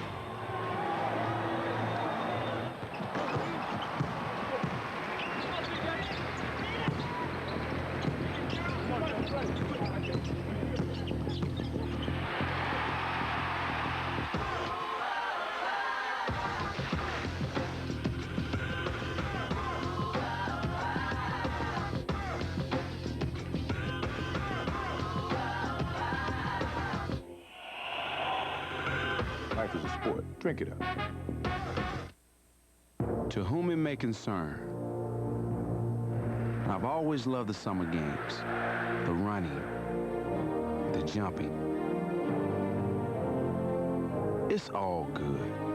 Even the shot put thing is pretty cool, too. Still, somehow, I can't help feeling there's something missing. Me. And that's why I think football should be an official event of the summer games. Let's have a meeting and put this together. That's my dream, and this is my planet. I'm not in. Reminder, should Seattle beat the Utah Jazz tomorrow and win that series in 5, the series would then begin. The NBA Finals series would start on Friday in Chicago. The Bulls over the Magic 106-101. Obviously, if Utah wins, the series continues, and then we shall see. But congratulations, Scottie Pippen. Thanks, as you guys have continued right through. I know you had been saying the 72-win season wouldn't mean a thing unless you go all the way, and now you're going to have your chance in the NBA Finals. Well, definitely. I mean, even though we swept this team in this series, this is a very tough series for us. Trying to contain Penny, Shaquille down low, their three-point shooters. They made this a very difficult series for us, but I think as a ball club, we stayed focused. We knew what we wanted to do and who we wanted to shut down. Was there a particular philosophy going into today's game? Michael Jordan seemed to want it offensively at the start, and obviously had one of his remarkable performances. Well, it wasn't really. You know, we didn't know what type of enthusiasm this team was going to come out with. And I think their fans here really gave them a big lift. And they came out, they played hard. throughout 48 minutes. But Michael had the hot hand today, and he was unstoppable and really kind of carried our team. Are you surprised by the ease in which you were able to handle the Orlando Magic? I know they had injuries, but the injuries came after the damage was done. Well, I felt like that we got a good feel for this team, you know. After getting Dennis on his ball club, getting Michael back in his rhythm, you know, we realized we had a very strong ball team. And from that point, it was just a matter of us falling into our rhythm and, you know, really getting a feel for this ball club here. Now, Shaquille O'Neal and Anfernee Hardaway today had the strong first halves, but not able to do it in the second half. Was there a particular adjustment that you guys were able to pull off? Well, that's been the thing the whole series. Those guys have to carry this team offensively, and if they can carry them 48 minutes, then it's a different ball game. But we know our defense is going to wear them down somewhere within that 48 minutes. All right, Scottie, congratulations, and thanks for joining us. Thanks, Marv. All right, Scottie Pippen of the Chicago Bulls, as the Bulls make it to the NBA Finals. Once again, the final score, the Chicago Bulls over the Orlando Magic, 106-101. The NBA playoffs on NBC will continue tomorrow night in prime time with Game 5 of the Western Conference Finals between the Utah Jazz and the Seattle Supersonics. Sonics, of course, lead that series 3-1. That's tomorrow night, 9 o'clock Eastern Time, right here on NBC. Tonight on NBC, a special 1-hour Fresh Prince, followed by the powerful world premiere movie Shattered Mind, starring Heather Locklear. For Matt Guokas, Ahmad, Rashad, and Jim Gray, Marv Albert saying so long. This has been the NBA on NBC. The NBA playoffs, the U.S. Women's Open, the French Open, the U.S. Open, Wimbledon, the NBA Finals, baseball's All-Star Game, and the Olympic Games in Atlanta.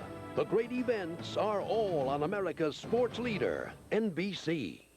Tonight, there is no Melrose Place, but you can still watch Heather. Sometimes I feel like different people. What dark events drove one woman insane? You step back. In a motion picture inspired by a true story, Shattered Mind, NBC tonight. Witness the power. He was the best sprinter in the world. Feel the passion. I don't care if you're dead, you're swimming at 100 freestyle. Share the glory. They were witnessing something they would never witness again. In an exclusive behind-the-scenes look. It was a lifetime of training for just 10 seconds. At 100 years of Olympic legends. I was there and I was going to do my best.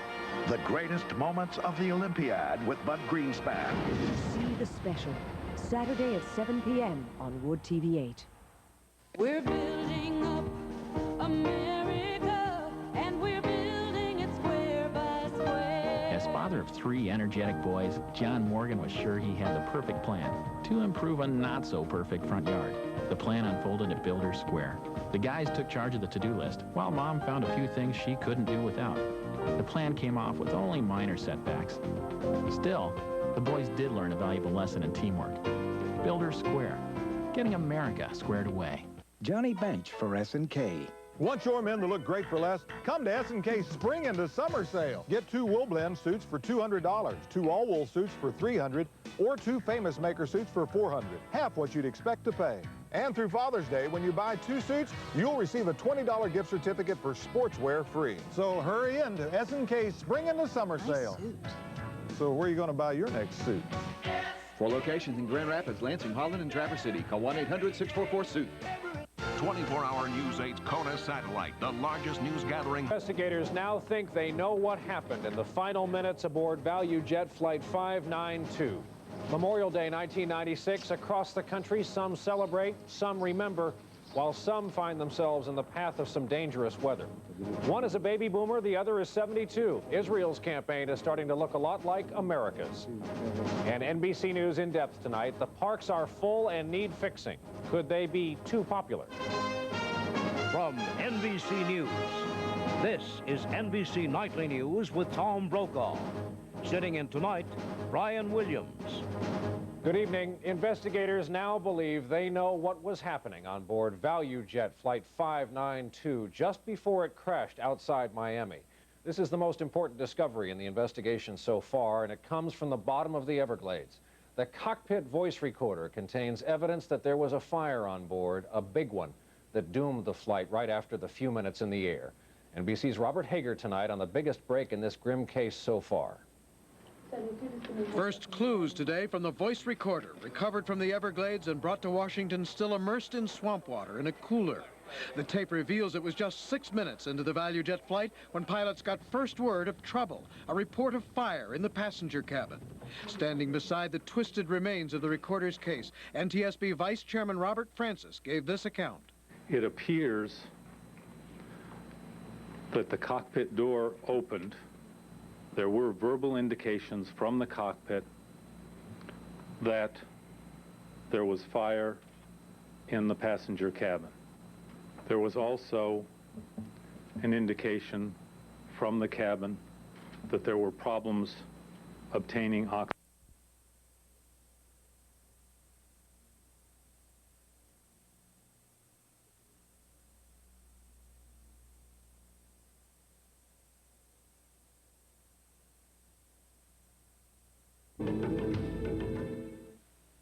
This drunk driver killed a family in a 90-mile-per-hour head-on collision. I think he drank a minimum of 13 beers. We had so many plans for the girls, and we had so many plans for our lives. His surprising defense infuriated many. This tragic accident happened not because of the alcohol. Was it excuse abuse? You decide. Dateline Sunday on NBC.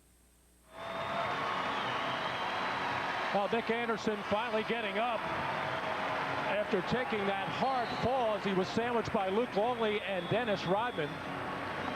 Limping, holding his hand, in all kinds of pain right now as the trainer Lenny Currier and strength and conditioning coach David Oliver trying to help Nick Anderson, who's having problems walking besides the problems with the hand and wrist area.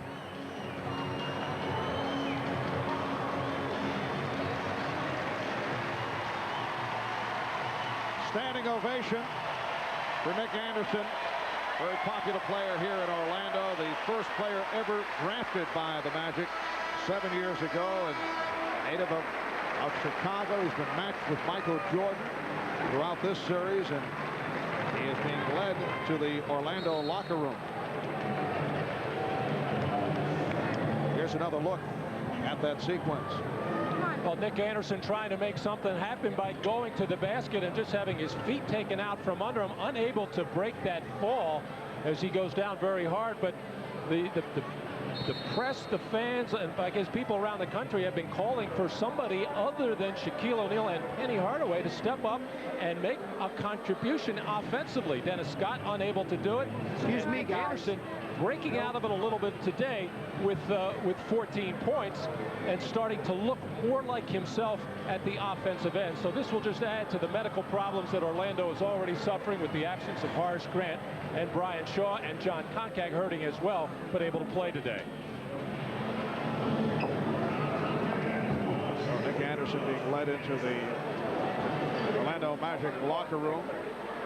Nick 6 of 11 from the field, 14 points, able to turn it around after the disappointments the first 2 games of the series. Jon Koncak will go to the line. Well, because Nick Anderson unable to answer the bell and step up and attempt those free throws, it is the Chicago bench that gets to pick somebody not on the floor. Phil Jackson going with Jon Koncak, a very poor free throw shooter, but gets the friendly bounce there. I myself would have selected assistant coach Rich Adubato to go to the line. But Phil going with Jon Koncak. Well, the way the free throw shooting has gone today, who knows? Orlando now 8 for 21. Chicago not that much better. 14 for 25, 56%, but in effect doubling up Orlando from the free throw line as both teams shooting it poorly, attributable a lot to the intense defense that has been played, and both teams have been evidently tight. And the ball back to Orlando. It has been an embarrassing fourth quarter for the Orlando Magic. They're 1 for 12 from the field. They have been outscored 11-3. The all-time low, as you see, fewest points in a quarter, playoff low, 6 points. The Atlanta Hawks held to 6 by the Boston Celtics in Boston, May of '86. fewest points ever in a playoff game. This since the advent of the 24-second clock. Earlier in the playoffs, 64 scored by Portland at Utah in a romp by the Utah Jazz back on May the 5th. Right now, the Magic with 60. They're down 74-60. 3:15 to go in the fourth. And the foul is called. Check in with Ahmad Rashad. Ahmad? Marv, I just talked with the trainer, Lenny Currier. He said that the injury to Nick Anderson was to his right wrist. They're now taking x-rays, and we'll keep you posted as to what they reveal. Marv? So it gets worse and worse for the Orlando Magic. You mentioned the injury list. Horace Grant, who was thought to be out for the series, although he said he was hoping to return for a Game 5, but a Game 5 is certainly in question. Team doctors say that he would be out the rest of the series. Jon Koncak with a knee problem. Brian Shaw sitting it out. Look out. Whoa. Boy, Anfernee Hardaway looked like he cleared the pressure there and then jumped in the air and tried to throw cross court to Anthony Bonner once again as the Magic totally discombobulated at the offensive end. They came into this fourth quarter continually trying to post up Shaquille O'Neal, which the Chicago Bulls are very comfortable defending, whereas Orlando really has to spread the floor as much as possible, try to drive to the basket and kick out to possible open three-point shooters. Kerr, the high arcing three by the one-time member of the Orlando Magic, Steve Kerr. And the Bulls now lead 78-60. Bulls have outscored the Magic 15-3 in this fourth quarter, and we're down to 2:38 to go. Foul on Jordan. That is his first. And Dennis Scott will go to the line.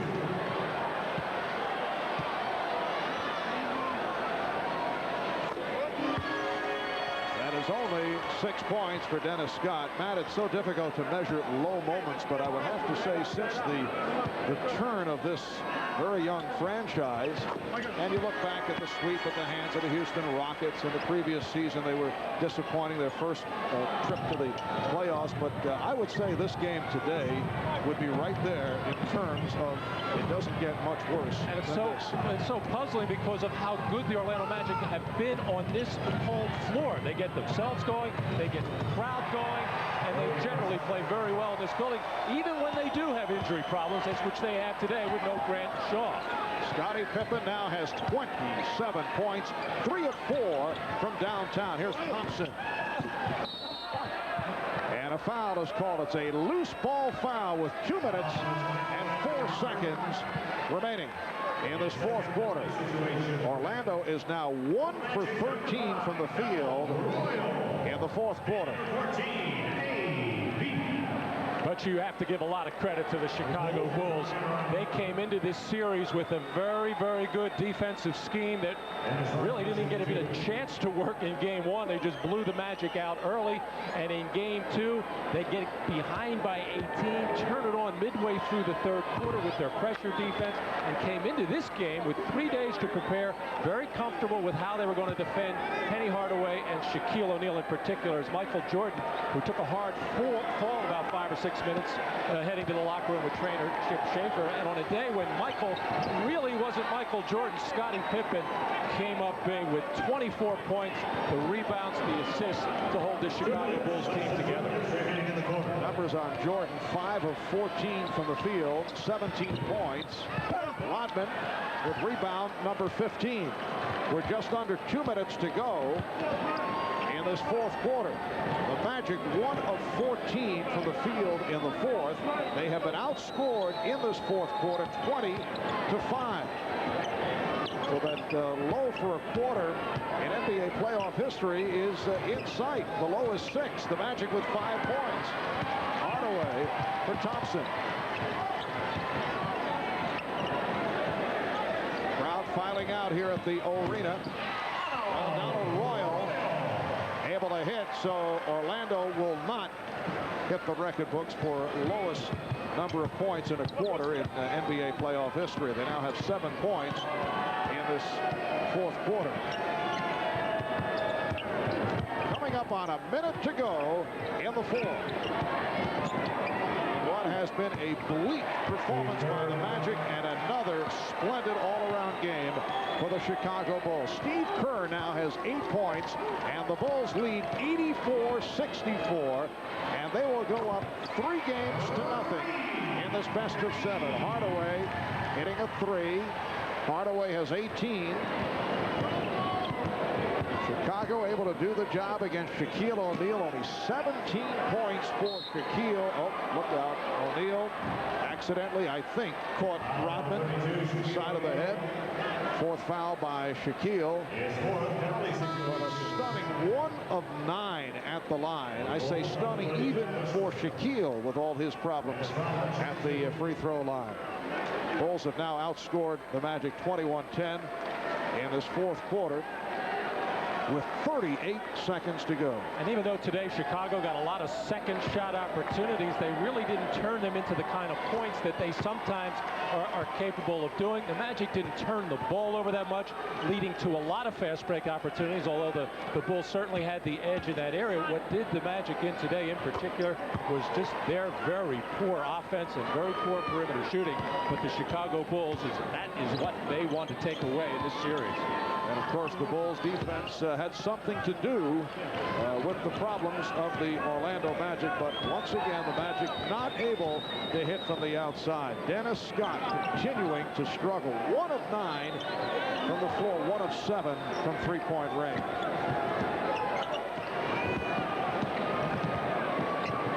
Here's Longley stripped by Royal with 4 on the shot clock. Dennis, I got it. Orlando shooting only 34% for the game. 5 of 22 from three-point range. And 10 of 24 at the foul line. It's just a series of negative statistics. Final seconds. Hardaway for 3. And that will wrap it. So led by Scottie Pippen, who scored 27, only 17 for Michael Jordan. A thrashing. The Bulls over the Magic, 86-67. They're up 3-zip. We'll be right back.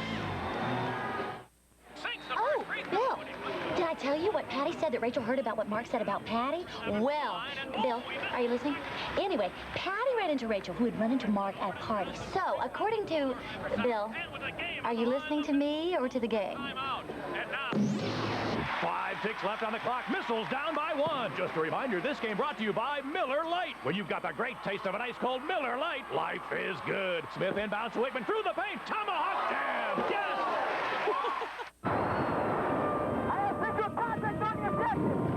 This is for Mr. Blanchard, who told me to make something of myself. For Miss Miller, who never let me settle for a C.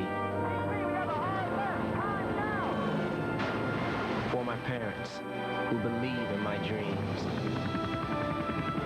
For myself, for my future. Be all that you can be. You ever notice the face of your kid on the way to McDonald's? His eyes light up. He smiles uncontrollably. And he just gets so happy. Come on, Dad. Some things never change.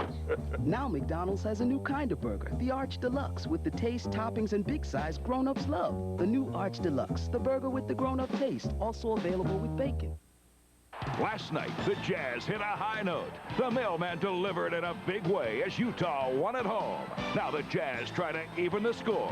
But for Sean Kemp and the Seattle Sonics, a win puts them a victory away from a trip to the NBA Finals. Game 4 of the Western Conference Finals, Sunday at 3 Eastern on NBC. In the history of the NBA, no team has ever come back from a 3-0 deficit, and that is what is facing the Orlando Magic as they were walloped by the Bulls this afternoon, 86-67. Scottie Pippen, 11 of 14 from the field. Terrific all-around game, 27 points, and he is with Ahmad Rashad. All right, thanks, Marv.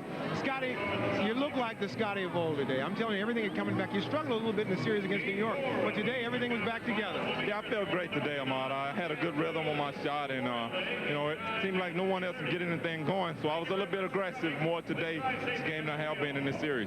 Team defense seemed to be the word today in the fourth quarter. Well, that's been what's been carrying us throughout the whole series, really. So I've been on defense, and we had to step it up, really, because we didn't have a very cushiony lead with a 10-point lead going into the fourth. We didn't feel very comfortable, so we had to step our defense up. Overconfidence going into this fourth game, leading 3-0? I don't think we're going to be overconfident, but we're going to come out and play hard as well as we did today. All right, thanks, Scottie. Sure. Back to you, Marv. All right, Ahmad. Scottie Pippen, 27 points, 7 assists, 6 rebounds. We'll be right back.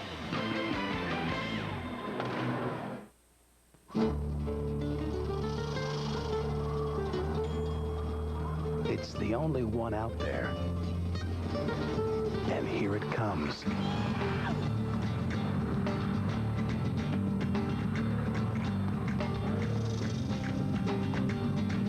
Introducing the only compact pickup to offer a third door. Okay, folks, show's over. Chevy S-Series, like a rock. Ken Griffey Jr., athlete. Hey, Nick, finish. This is a Griffey for President commercial. You know he's running for president, right? You know there's more to life than sports, man. There's politics. He is a fabulous American hero. There has been anybody. He got some interesting ideas about that black tax. Check him out. He picked to marry the moose as a running mate. It shows his consideration for animals. Now, that moose could be a liability. Hey, let me tell you what. I should be his running mate. I mean, that's a good job, because you don't got to do squat. Come on, Nick. Power to the people. Stick it to the man. No nukes. Save the whale. Michael took it away. He's got Scottie with him. Pip right back to Michael for the jam. Benoit picks it up. 4 seconds. Benoit has it tapped away by Payton. Grabbed by Campbell. Challenge caught. 2 seconds. 1 second. Hardaway at the buzzer. Got it! Oh, my! This place is crazy! Shadow finished. Welcome to the playoffs. Greg Norman, two-time British Open champion. Fred Couples, Masters champion. Nick Faldo, 3 times a British Open champion and 3 times a Masters victor. But one title has eluded them all. Golf's greatest championship, the U.S. Open. Coverage begins June 13th on NBC. Once again, final score here in Orlando. The Bulls 86, the Magic 67.